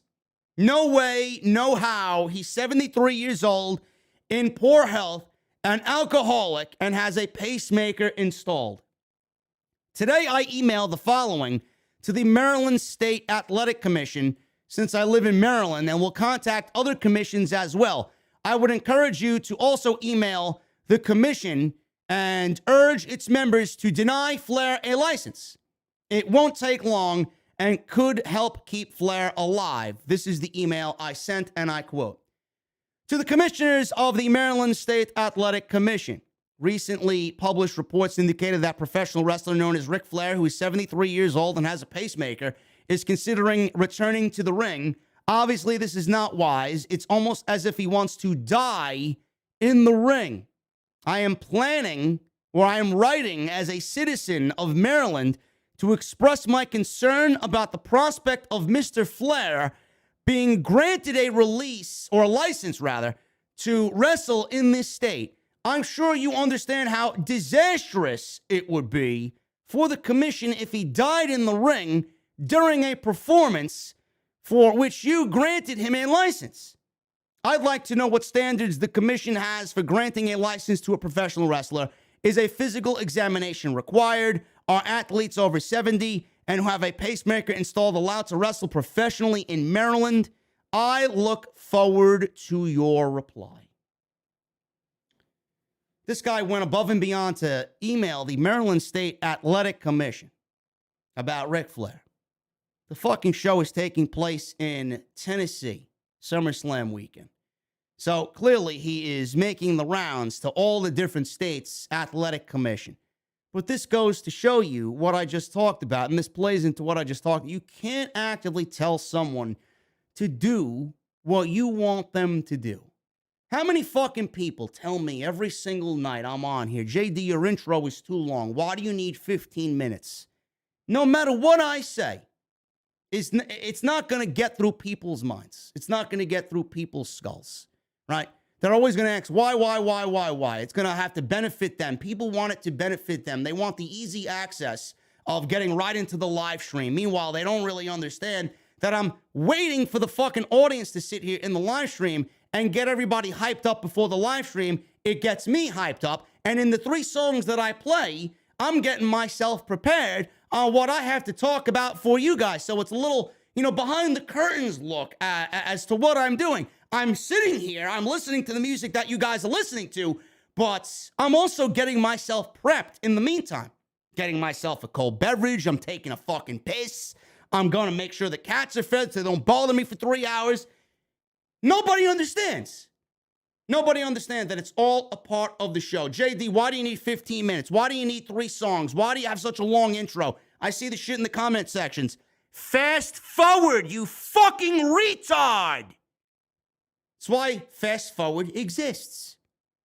Now, no matter what people say, they expect people to, make a difference. But JD's going to get it one day. He's going to change the intro. The intro's not going anywhere. In fact, I'll make the intro fucking longer just to spite these people. No matter what you say, I am not going to change my mind. It is what it is. So shut the fuck up. That's Ric Flair. That's Ric Flair. No matter what you say to that man, he's going to do what he wants to do. Let him do it. That is it. It's ridiculous. Just let him be. If he wants to wrestle, let him wrestle. You don't give a shit. So what difference does it make if he fucking wrestles? You ain't going to be watching. If he wants to kill himself in the ring, as long as the appropriate papers are signed to cover whoever the fuck he's wrestling for, what business of it is yours? SmackDown. SmackDown on Friday, we got Unified Tag Team Champions.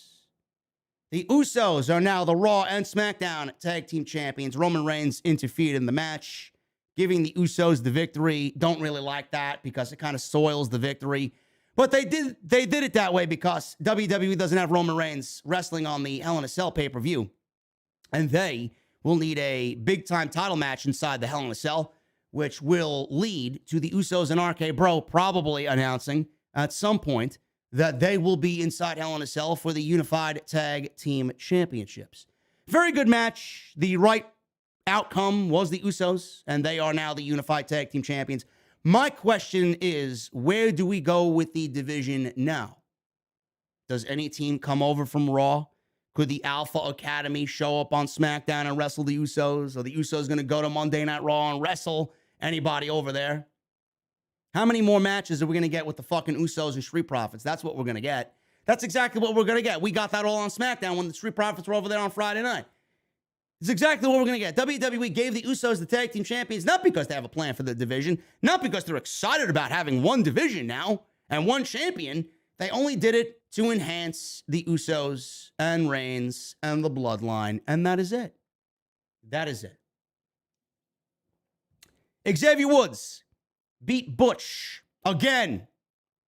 I don't know how many times Butch and Xavier Woods or the team of Butch and Ridge Holland and Sheamus have wrestled the New Day, but apparently we're getting a 6-man tag on Friday again with Xavier Woods and Kofi Kingston and a mystery partner versus Butch, Sheamus, and Ridge Holland.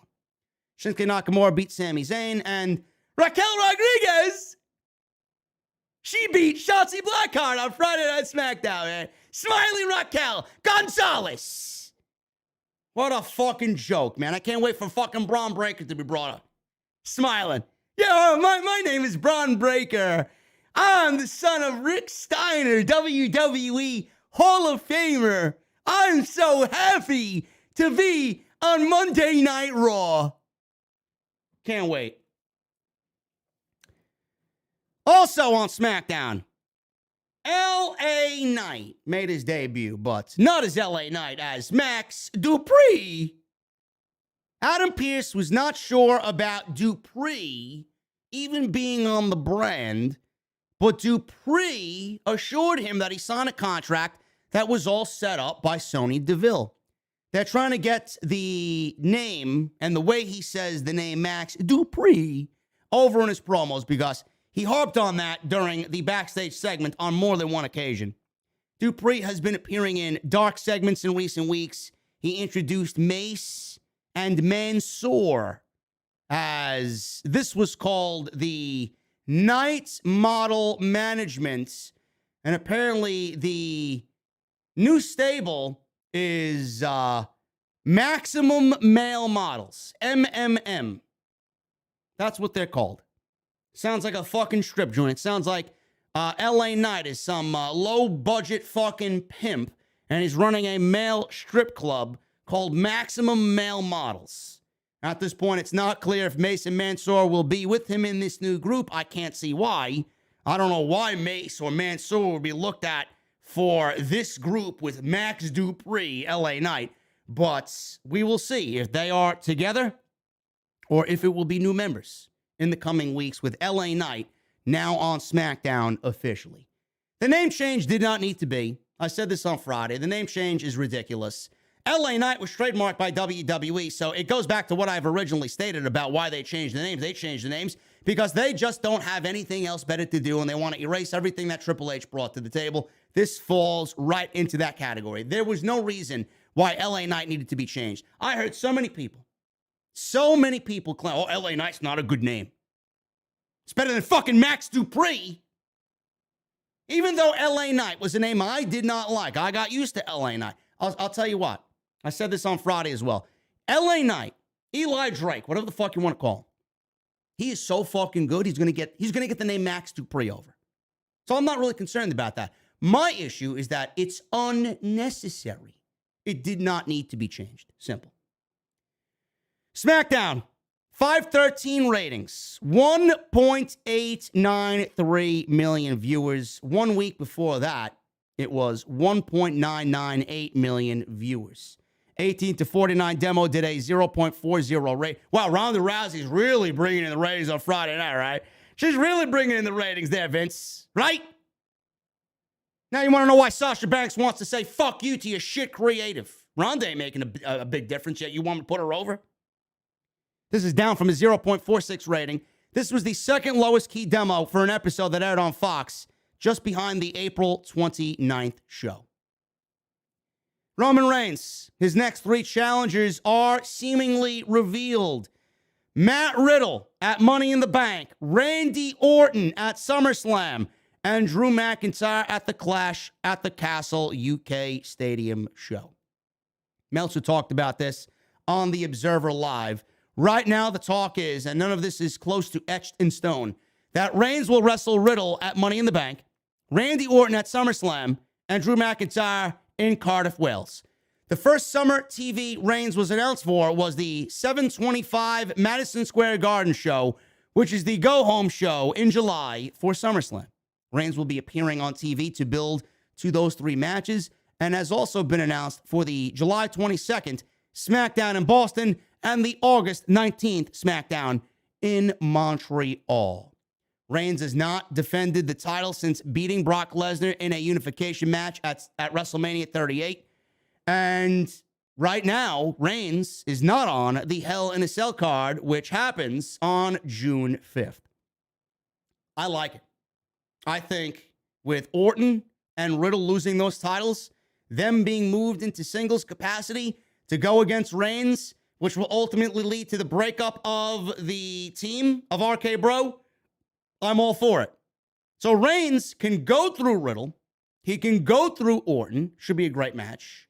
Matt Riddle and his first taste at main event level pro wrestling in WWE against Roman Reigns. That's going to be the ultimate test for me. If he passes that, which I expect him to, because Matt Riddle's great, pass that test with flying colors, he should absolutely, no doubt about it, be a main event guy in WWE.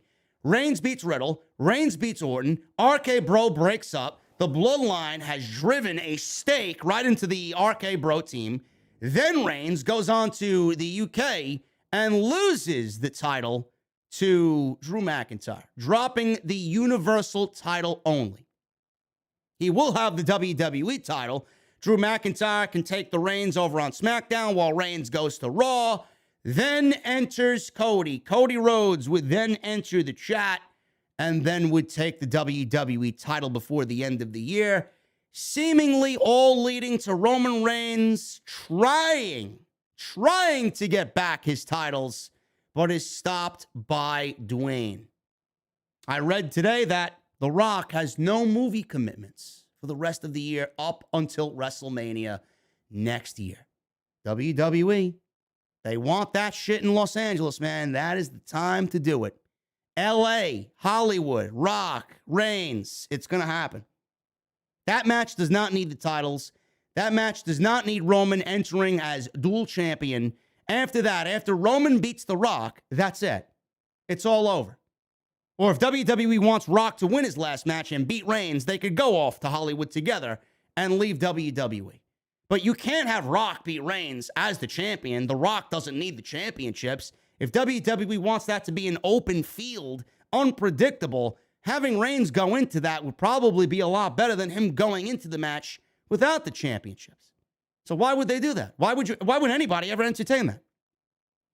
So I'm liking this. Riddle, Orton, Drew, and then Cody. And that's it. The summer of Reigns ends with Cody winning the WWE title. I like it. I like it. Paul Heyman actually mentioned Cody Rhodes. Cody Rhodes and Roman Reigns, he says, writes itself. He said this on 98.5. This was an appearance on Wrestling Inside the Ropes. Paul Heyman obviously is aligned with Roman Reigns, and he mentioned Cody Rhodes in a potential match with Cody Rhodes. Absolutely. Cody is not only someone with an extensive legacy, but I mean, my God, he's the son of the American Dream, Dusty Rhodes. But he has carved out his own niche, his achievements, his accomplishments.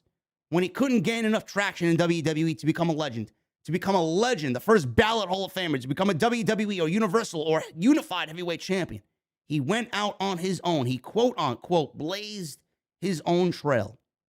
He created something, co-created and helped create something that completely changed the complexion of this industry, AEW. He comes back to claim what he feels is his moment. The only way that he's going to be able to live with that moment is to step in the ring with the tribal chief, Roman Reigns. It's a story that writes itself. Cody is a magnificent talent who, whether he is, and he is the son of Dusty Rhodes, but whether he is or isn't the son of Dusty Rhodes on his own, just as Joe Blow, not as a big name as Cody Rhodes, but still he could take the name Joe Blow and he could probably become a huge box office draw. He's that talented. Telling you right now, man, when Reigns and Cody are in the ring together, that is it, man. My year is made.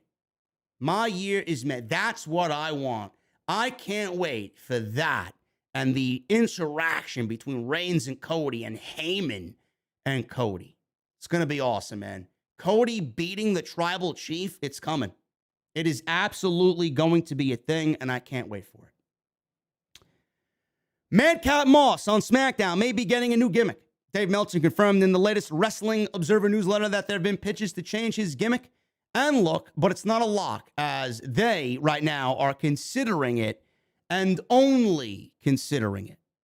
Moss was written off TV last Friday after an attack by Happy Corbin. The storyline injury gave him a cervical contusion from a steel chair attack that included Corbin dropping the Andre the Giant Memorial Battle Royal trophy while a chair was wrapped around Moss's neck. Backstage, there are people who feel that Moss has potential to break out and be one of the company's top baby faces. Whether he gets pushed that way is a different story, but at least he is well liked by key people.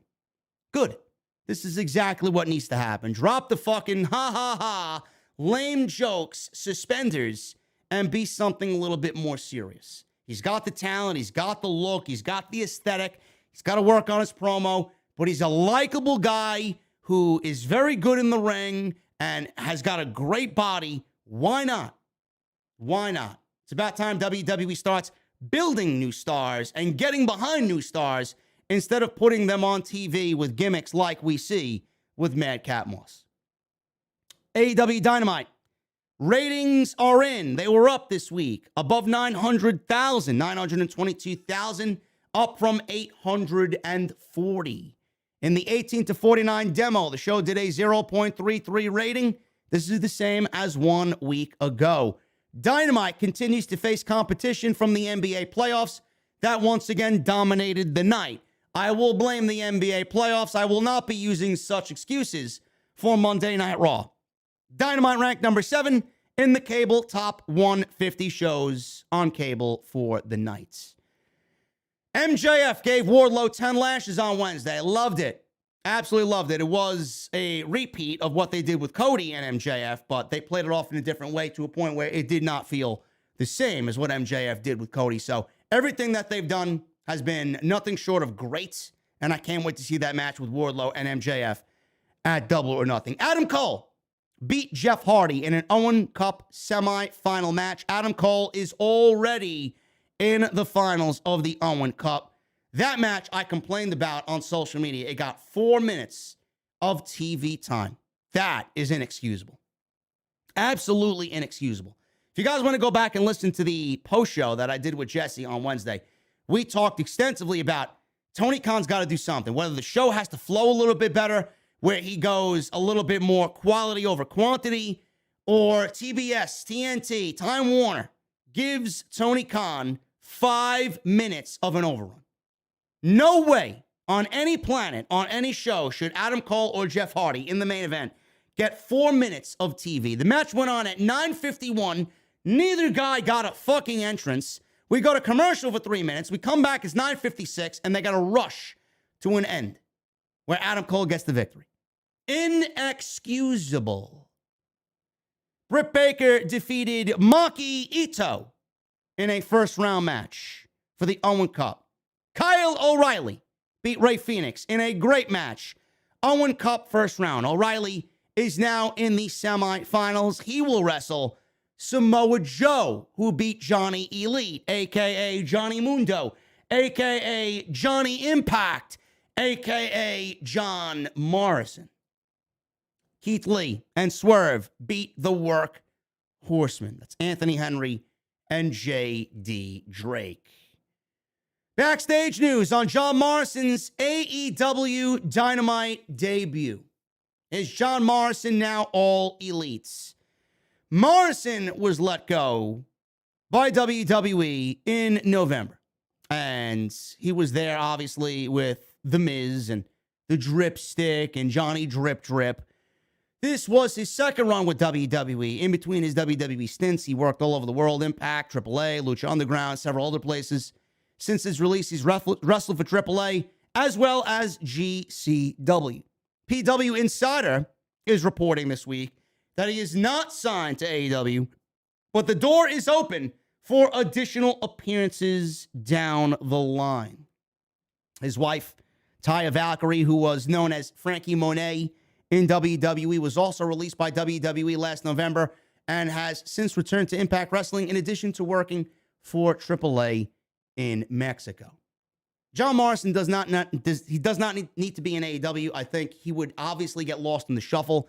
I think John Morrison being a one in and done type of guy is more than enough. When I look at John Morrison, I don't think at any point I see John Morrison says, oh my God, he's got to be the guy to go out there and get. Tony Khan's got to go out there and get him. No, I don't see that at all. He's not that type of guy. If he joins AEW, he's just going to be another name to add to an already bloated roster, and that's not what we need. It's not what we need. But it was good to see him. He was a little rusty. Probably worked off some of that ring rust. He probably had a little bit of ring rust left over. The match with Samoa Joe wasn't as good as I expected it to be. He was definitely a surprise to be the Joker in this when people were thinking it was Cesaro, Claudio, Johnny Gargano, or Braun Strowman even made the rumor mill about being the Joker in the Owen Cup. So to see him be the Joker and come out when nobody was really talking about him, it was kind of a surprise. It was a nice surprise. And leave it at that. I don't think that John Morrison needs to be an AEW superstar. Jon Moxley. Jon Moxley most likely has renewed his AEW contract. Jim Ross just recently announced that he's just signed the new deal. Several other stars who joined the promotion for the first Double or Nothing in Las Vegas will soon have their contracts nearing expiration or already signed new deals like Jon Moxley. Jon Moxley's situation was discussed on this week's Observer Live, and they noted that Jon Moxley probably is one of the wrestlers to sign a new deal if he originally agreed to do a 3-year deal when he joined the promotion back 3 years ago. We're right at that time where people who were signed prior to the first show, Double or Nothing, because the first round of people were the people who were signed on the first week of the year, January 1st, essentially. The Young Bucks and Kenny Omega, they were actually February. Jericho, Cody Rhodes, and all that, they were due at the top of the year. Bryan Danielson and Kazarian, Scorpio Sky, they were early also. Moxley would probably be one of those guys, if he signed the 3-year deal, it was up and he re-signed. The 3 years would be up. I don't know if the deals, as far as he is concerned, if he had an option or wherever like that, all the people who would have debuted at that first show in Vegas that signed 3-year deals, and JR would have been one of them, where he debuted on that show, their deals are coming up now.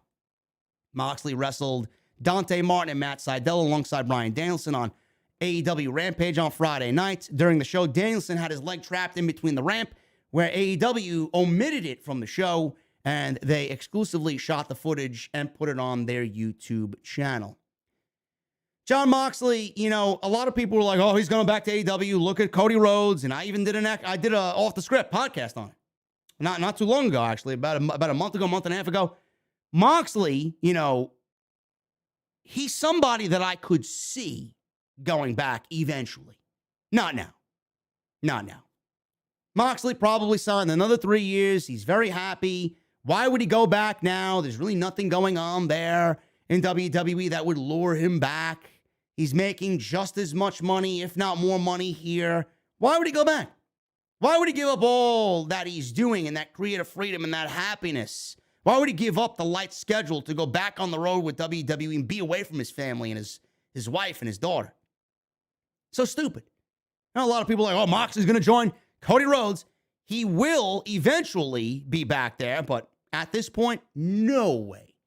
Tony Khan was not going to let Jon Moxley have a contract expire and let him contemplate where he wanted to wrestle. Lock him up. That's it. I'm glad he signed. He belongs here. Tony Storm. Tony Storm talked about the Charlotte Flair angle and what was originally planned instead of the pie throwing with Charlotte Flair. She says, and I quote, she was asked about if she was okay with the pie angle with Charlotte Flair on SmackDown. Well, if you must know, she says, I was actually quite happy with that segment that day because it was a lot better than the original idea. The original idea was I was asked if I was comfortable with taking my shirt off and having my shirt ripped off. They wanted to do this whole angle where it was like they were going to rip my shirt and I would be embarrassed in my underwear. I don't know. When you're asked if you feel comfortable doing that, and it's like literally people are being fired every single week, it's basically, oh yeah, I'm comfortable with that. So to be honest, the pie was actually a sweet treat in comparison to what it could have been. In hindsight, I really didn't mind. You know what? People think I'm mad about it. I think it's hilarious. I had to put this in the show. You know, for a lot of people are claiming that AEW is not doing much with Toni Storm. They would never even contemplate doing something that Bruce Pritchard wanted to do with Toni Storm. They wanted her to remove her shirt and be embarrassed standing in her underwear. That's what they wanted her to do. And this is the company that's claiming Sasha Banks and Naomi are not professional. The balls on them.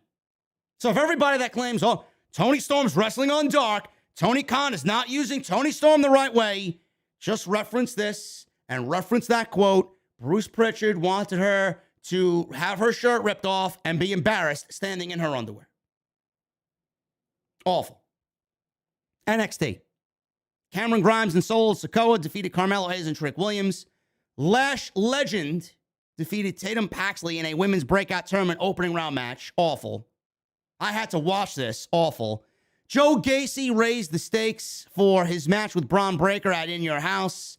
If Bron Breakker gets disqualified, he loses the championship. This entire storyline with Joe Gacy is fucking awful. It is absolutely making Bron Breakker look like a complete and utter waste as world champion. But WWE, you know, this is the type of thing that would be on the main roster. I think everybody really knows that. This is the type of shit that they would have Bron Breakker doing on the main roster. So theoretically, if you're watching NXT and watching this terrible storyline with Joe Gacy and Bron Breakker, they are only getting Bron Breakker ready for the main roster. By terrible storytelling, terrible writing. It's exactly what they're doing. Grayson Waller defeated Andre Chase. Roxanne Perez defeated Kiana James in a women's breakout tournament opening round match. Wes Lee and Nathan Fraser ended in a no contest. It looks like they may be pairing them two up as the new MSK. And Santos Escobar defeated Tony D. Tony D'Angelo over here. He lost to Santos Escobar in the main event on NXT over here. NXT ratings, 601,000 live viewers, up from 533,000 live viewers. 0.14 rating in the 18 to 49 demo. Last week, the show did a 0.10, and it was ranked number 30 in the cable top 150 shows for the nights. Nash Carter finally speaks up. He apologizes, issues a statement on the photo that led to his WWE release. Zachary Green, a.k.a. Nash Carter, issued this statement, and I quote, "No words can truly describe how ashamed and apologetic I am for my conduct in the photograph where he was, I guess, sporting a Hitler mustache and doing some fucking Nazi salute. There is no excuse for such behavior, and I take full responsibility for my actions and ask for forgiveness. This picture was taken in 2015, a time where I was uneducated on the topic and therefore didn't understand the magnitude of how hurtful it was. In 2020, someone was trying to extort me by threatening to post it on social media. I sent it to my wife to discuss the situation. Apparently, she kept it and decided in retaliation for the filing of the divorce to post it on social media. Regardless how the photograph came to light, there is still no excuse for my actions. True. But his ex-wife is a fucking piece of human garbage. And nobody should need to deal with her ever again. She's a complete scumbag. She held the photo in confidence because he was waiting for her opinion on a situation while they were married, held the photo and used it in retaliation because he filed for divorce to get him fired from NXT. That is a shit human being. Over the past month, I've taken time to reflect on my conduct, to which I express my utmost remorse and regret. I've spent time off social media to refresh and educate myself about the horrors of the Holocaust. I truly do hope that this situation will teach and bring awareness to the horrific tragedy that took place so that something like this will never happen again. I can assure you that this is not who I am or what I represent as a human being, and I feel it is never too late to educate and better yourself. If you are ever in the Orlando, Maitland area, take time to visit the Holocaust Memorial Research and Education Center of Florida, where you can learn about the history and depth of what took place. It was an incredibly eye-opening and impactful experience that teaches the importance of this history.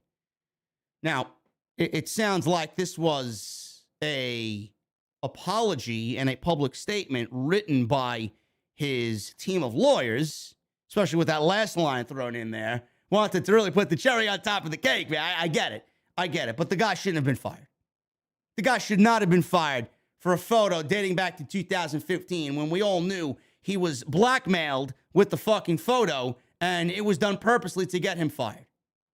I think if WWE took him off TV and suspended him, whatever the case may be, and let it kind of go by and let it just kind of settle in and disappear, that things would have been all right. I don't think he should have been fired. I think they went way above what they needed to do. And I genuinely think that he is a good person. MJF even came up and stood for him in a public statement as well, claiming that he isn't who he is or what you think he is because of the photo. He is not like that at all. So it's a terrible situation. Now Wesley's on TV. It's got to break his heart that he lost his best friend and his tag team partner. And Wesley's on TV now, looking to get into some sort of role on NXT, and they're pairing him with Nathan Fraser, right? Possibly. I feel for those guys, man. I really do. What a terrible situation. Awful, awful situation. Monday Night Raw. Bobby Lashley defeated Omos in a steel cage match. Veer Mahan defeated Mustafa Ali. Matt Riddle defeated Jimmy Uso. Asuka defeated Becky Lynch. Alexa Bliss defeated Sonya Deville, and Finn Balor with AJ Styles defeated Los Lotharios. Monday Night Raw ratings, they were up. 1.736 million viewers on the USA Network. This was up from the 1.652 the show did 1 week ago. The 18 to 49 demo saw an average of 0.45. That is down, or actually up, from the 0.44 the show did last week. Raw did not go up against the NBA or NHL on Monday. Wow. But they weren't even over a 1-7. Holy shit. So the NBA playoffs really don't have any negative on Monday night. Look how little the negative is, man. 1 week ago, there was NBA playoffs, 1.652. This week, 1.736. Wow, that's not big. That's not much of a big jump at all. So why are we all blaming the NBA playoffs? Like I said, I'm blaming the NBA playoffs for AEW. I'm not blaming the NBA playoffs for Monday Night Raw. I'm not. They are not deserving of such excuses. Backstage news on Paige joining Judgment Day. Well, not really backstage news, but Edge continues to play into the rumors about who will be next to join Judgment Day, as Edge is sending out cryptic tweets on Twitter, and he posted a bunch of different people. Man. One of them included Paige, former WWE diva Paige, or the anti-diva, I should say, Paige. Paige actually retweeted the post. Edge previously posted a photo with no caption on Instagram of former NXT champion Tommaso Ciampa. Ciampa's name has been rumored for the group for many weeks. Damian Priest and Rhea Ripley have turned heel and joined the group, but at least one more name is expected to be a part of it. There was another name that Edge wanted for the group, but WWE fired him in NXT 2.0. His name was Parker Boudreaux, who was Harland on NXT TV. As part of his storyline with AJ Styles, Edge has offered Styles a role in Judgment Day. Even Balor and Liv Morgan, he offered extensions into Judgment Day. Prior to her heel turn, Rhea Ripley had been teaming with Liv Morgan. So Edge is trying to throw you off the scent of who's going to be included in Judgment Day. It could very well end up being Ciampa. I honestly think that would be a great addition to the group. The only other one that I think would make sense, and I mentioned his name before, is Dominik Dijakovic. I mentioned Ali as well, but Ali seems to be just going nowhere at this point, and it looks like WWE is just embarrassing him on a weekly basis. The only person that would make sense here, Ciampa would be great, don't get me wrong, but who needs him more? Ciampa? Ciampa has a better chance of surviving on his own than someone like Dijakovic, T-Bar. I think if you take the name T-Bar, get rid of T-Bar, give him his name back, give him Dijakovic, and put him in Judgment Day, I think that would be great. And he's got a story built in. It sells itself. I joined something that I believed in. It was abandoned. They abandoned me. They left me by myself. I'm lost and hopeless and directionless, and I love the direction that you guys are going in. And I want to be a part of what you're building. Simple. That's all you got to do. All you have to do here. Very simple to get him in the group. But Paige, no. Do I think Paige will come back eventually? Absolutely. I think Paige will be back on TV, and she will be back doing what she does like Edge in a part-time role. But I do think that Dijak is probably the best bet, the best fit for Judgment Day. And finally, guys, WWE has nixed, or was in the plan for something to happen on Monday Night Raw. There was a big stunt that was supposed to happen on Monday Night Raw. WWE nixed an idea for a big stunt on Monday Night Raw. WrestleVotes took to Twitter and reported an idea was pitched for a collapsing ring angle, but it was squashed over the weekend in the steel cage match between Bobby Lashley and Omos.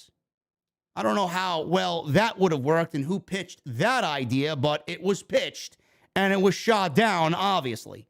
WWE's done this ring collapsing idea over and over again. Lesnar and Big Show did it. I believe Mark Henry and Big Show did it at Vengeance 2011 as well. Show and Lesnar did it back in 2013. They did it with Strowman and Big Show back in 2017. It is one of the most played out stunts that WWE has done in history.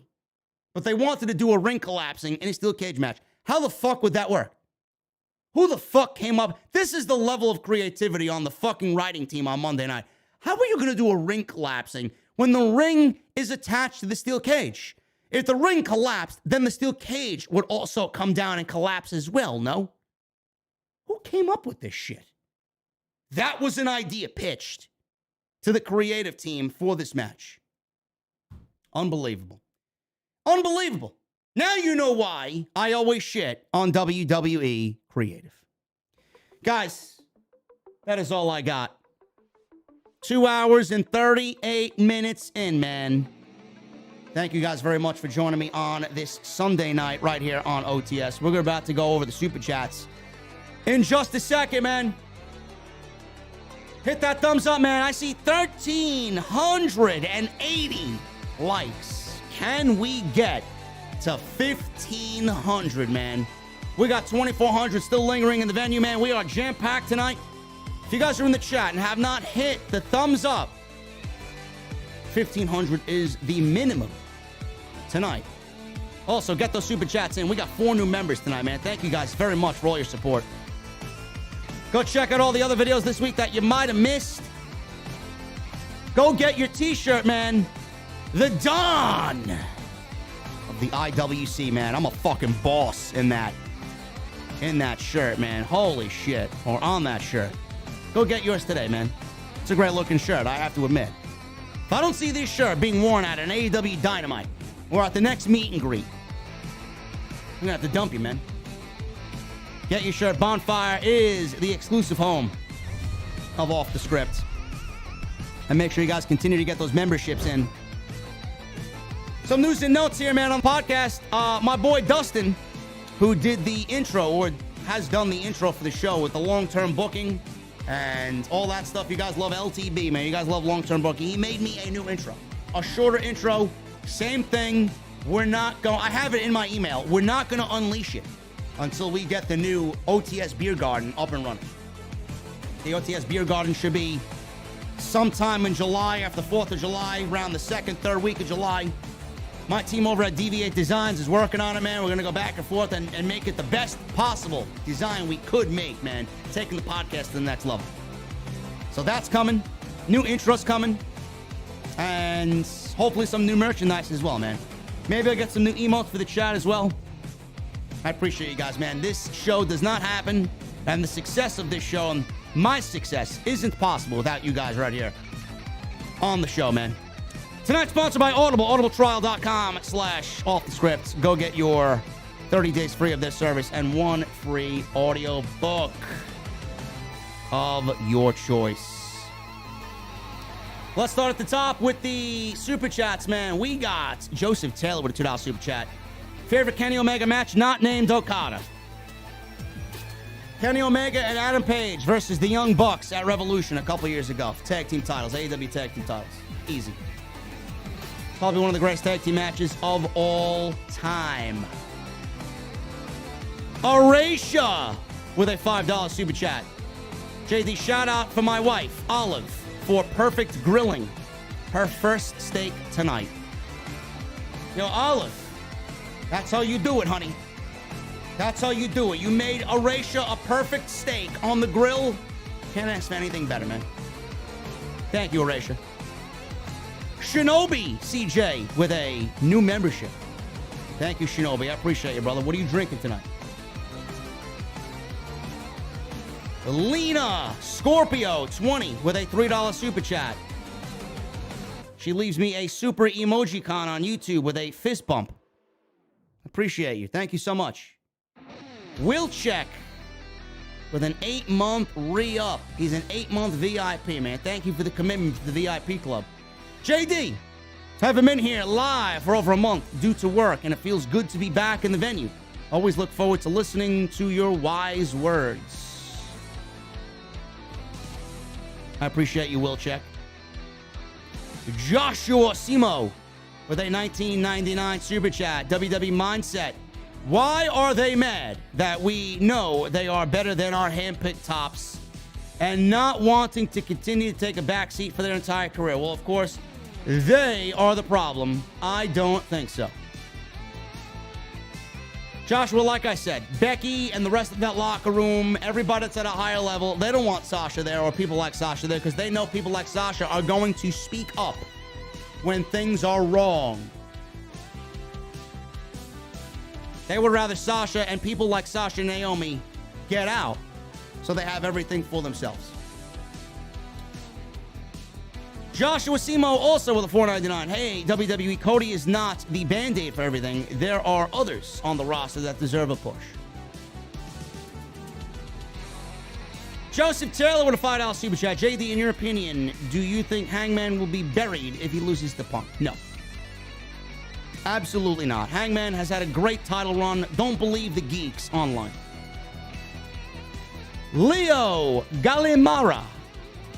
$5 Super Chat. Good job, WWE, trying to smear Sasha and Naomi's name.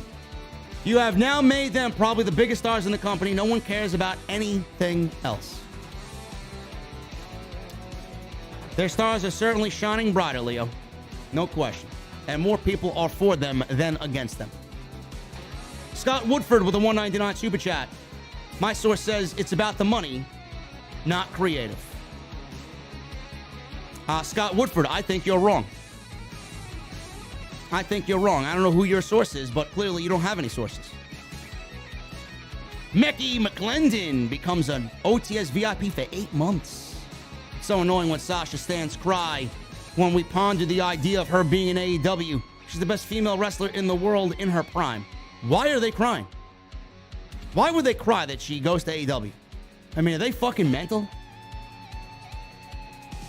Yes, because a match with Thunder Rosa and Serena Deeb and Britt Baker and Toni Storm isn't ideal for Sasha Banks, right? Trey XXXX with a $2 Super Chat. Bailey and Shayna, the only ones to tweet support.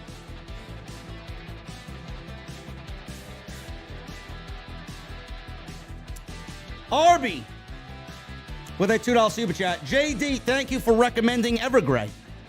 No problem. Evergrey's a great fucking band, man. Coil Phoenix with a 10-month VIP membership. I'm not surprised that the blame was placed onto Sasha Banks, and I soon hope that she comes forward and tells us her side of the story and 100% exposes WWE. This is the time to do it, Coiled. If there's any time that this woman should leave the company, it is right now. Baby Shaq with a $4.99 super chat. Sasha Banks in All Elite Wrestling will definitely help the women's division. Fuck Johnny Ace. Retire the women's tag team championships. OTS for life. Thank you, Baby Shaq. Yes, get rid of those tag team championships, man. Fuck them. Burn them. Bury them. Retire them.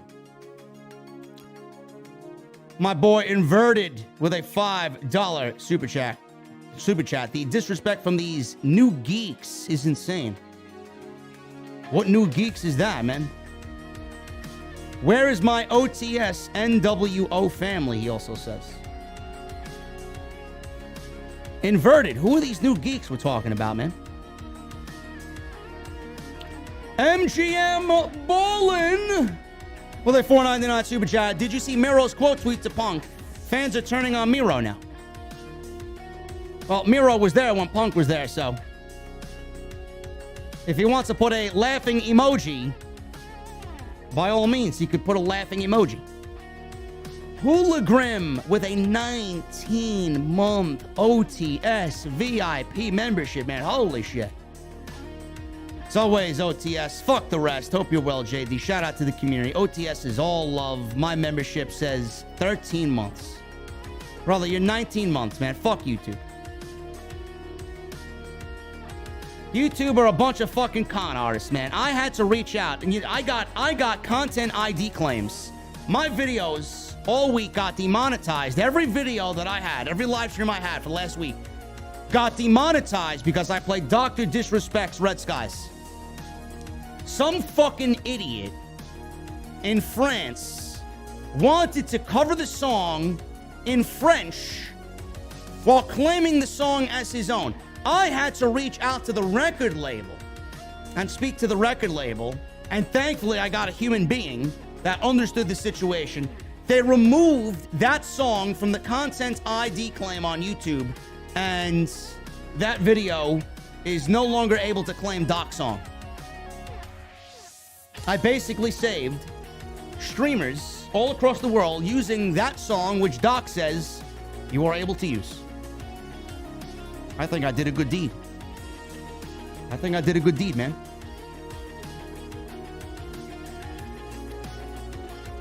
Hologram, thank you so much, brother. Neb with a $1.99 super chat. EO hasn't been on TV since S&D. Where the fuck is she?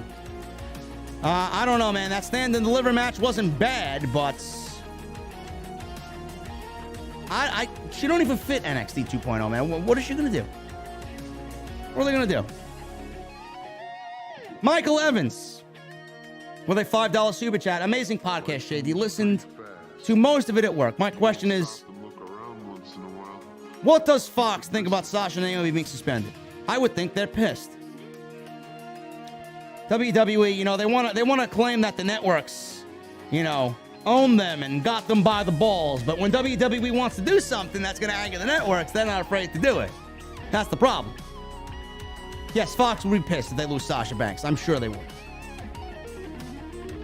MGM Ballin'.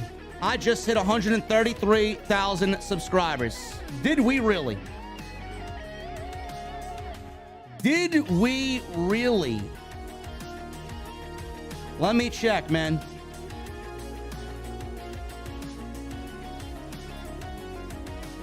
We're at 133,013, man.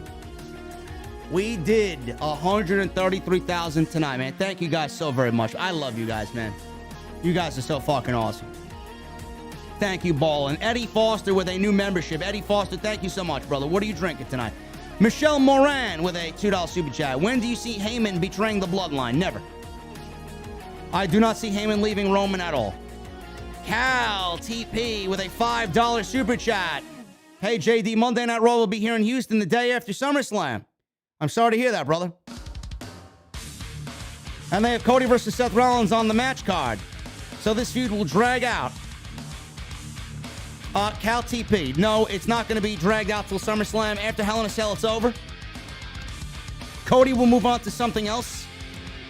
And they only do that to get the promotional advertisement out for that show. They need something, and that's what they do. That will not take place on that show, and it will not be taking place at SummerSlam. Michael Evans with a $5 super chat. My LTB shirt comes tomorrow. My OTS NWO shirt is coming in a few weeks. I plan on wearing LTB at Forbidden Door. Michael Evans, I may be at Forbidden Door if Tony Khan gives me my press passes. You guys got to go get that new t-shirt, man. The Dawn of the IWC. Go get yours today, man. All shapes and sizes. They even got women's t-shirts on there. Thank you, Michael Evans. Ricardo Linnell with a $9.99 super chat. I love the live format for the OTS weekend. JD, what do you think is behind Stephanie McMahon's leave of absence? Ricardo, thank you so much, bro. I love doing it live. I think it's a lot better. I think Stephanie leaving right now and taking a leave of absence. She will be back. I honestly think Stephanie's burnt out. I think Stephanie's burnt out. I'm sure her daughters are finishing up school this year. Right? Stephanie's burnt out. I don't think it's anything more than that. Greg the Groove drum covers. What if sexual harassment went down at NXT while Triple H was in charge and Stephanie had to find out, and now she's taking a leave of absence? Maybe Triple H. That's also a possibility, Greg. That's also a possibility. But being that it revolves around the McMahon family, I'm sure we'll be bullshitted into it being something else. Joshua Simo with a $1.99 super chat. They need, how much more enhancement do they need? I don't know. Bianca and Ronda clearly need enhancement. Mr. TKO with a $5 super chat. I think Sasha would bring the same star power that Jericho did for AEW when they first started. Absolutely. Absolutely. Lord. With a 11-month super chat. James, what's up, brother? 11-month VIP is James. Hey, Jerry, just wanted to say hello to you and the OTS fam. I haven't been around lately due to me dealing with PTSD. Brother, get well, man. As long as you're there in the shadows, man, that's all that matters to me. You don't visibly need to be seen here. I know you're here, man. I appreciate your 11 months, bro. You're a VIP always, man. Linda Carter with a $5 super chat. Watch the Sasha Banks Broken Skull sessions before the live stream, and from that you can tell why she walked out. Of course you can. If anybody went back and watched that podcast with Steve Austin, you know why Sasha is the way Sasha is. Chelsea with a 3-month membership. Thank you, Chelsea, for being a VIP for 3 months. I can imagine what it would be like for Sasha to go to AEW. The matches with female talent over there at Book It TK. What's up, King JD? OTS for life, and she leaves me 3 cocktail glasses. Thank you, Chelsea. AEW, man, if they get Sasha, man, I think the entire division just gets taken to the next level. Everybody. Not just the division, but everybody going to have to step up their game, man. You're going to see a real division at that point. You got a real division now, and the talent that's there is incredible. But if Sasha's there, there's no fucking way the division's going to be booked the way it is now.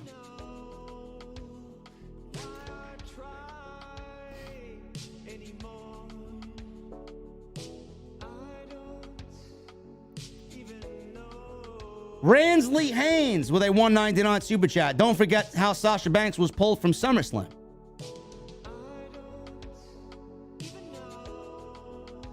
Sasha was pulled from SummerSlam, right? I don't know what she was supposed to do with SummerSlam. I think she was hurt or something happened there. Maybe she had COVID. I don't know. Something was going on there. Something was going on there, man. Yeah, they pulled the Bianca and Sasha match in summer. I don't know what exactly was the problem. I may find out one of these days.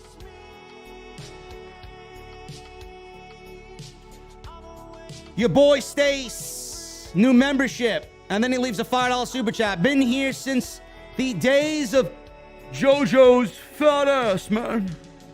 And was hooked ever since. Thank you for the years of entertainment. Thank you, Stace. I appreciate you, brother. What are you drinking tonight, brother? First round is on me, man, being a new VIP. Dr. Disrespect is at the Dallas Mavericks game tonight. Are they playing the Golden State Warriors? I know he's a big Warriors guy, right? Of course he is. Fucking Doc, man. Doc knows how to get around. Indigo with a 23-month membership. Indigo, you fucking beast, man. Hey, JD, much respect. Can't wait to get the gold mic. We here at OTS stand with Sasha Naomi. We love your intros, by the way. Another awesome live stream. Indigo's about to get a gold microphone, man. 1 month. Indigo will join Stu Sexton and Tanmay as the only gold VIP 24-month members. It's crazy. Crazy, man. You guys are fucking awesome, bro. Listen, Jesse! Jesse, what's this I hear about you not supporting Sasha Banks, man? Do you want me to take this shit back to Thunder Rosa, man? The fuck are you talking about, bro?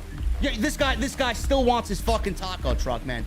Jesse, you're not getting a taco truck in the beer garden, right? You're gonna have to deal with it. You'll be Thunder Rosa's bar back, bro. That's all you're gonna be. Fucking guy. Anyway. Guys, I'm getting out of here, man. I appreciate 2,900 we had tonight, man. We're off the script. I appreciate you guys very much for joining me on the podcast, man. Episode 431 in the books. I will be back live tomorrow night. We'll be back in the venue. Monday Night Raw post show right here on OTS. We got yet another Cody Rhodes versus Miz match, and Omos is still feuding with Bobby Lashley. Oh, joy. Oh, joy. I can't wait. I can't wait, Bruce. You fucking fat slob. Anyway, guys, go get your t-shirt. I know I said it about 5 times tonight, man. Go get your t-shirt. Troy Turner with a $5 super chat. I'd rather be unprofessional than be disrespected and mistreated. I stand with Naomi and Sasha. Cheers to you, Troy Turner.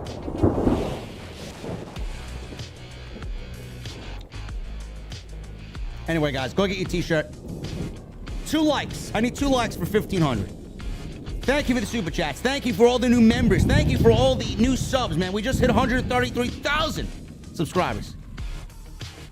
And go check out all the other videos that you might have missed on the channel, man. Again, I'll be live tomorrow night for Raw. Follow me on social media as well, at JDfromNY 206 on Twitter and Instagram. Guys, I need 2 things. Number 1, I need those guitar emojis again in the chat. My VIPs, I need those Mustang emojis in the chat, and I need that fucking music on max. I'll see you guys tomorrow night live for a brand new week right here on Off the Script inside the venue for Monday Night Raw. I'll see you guys later.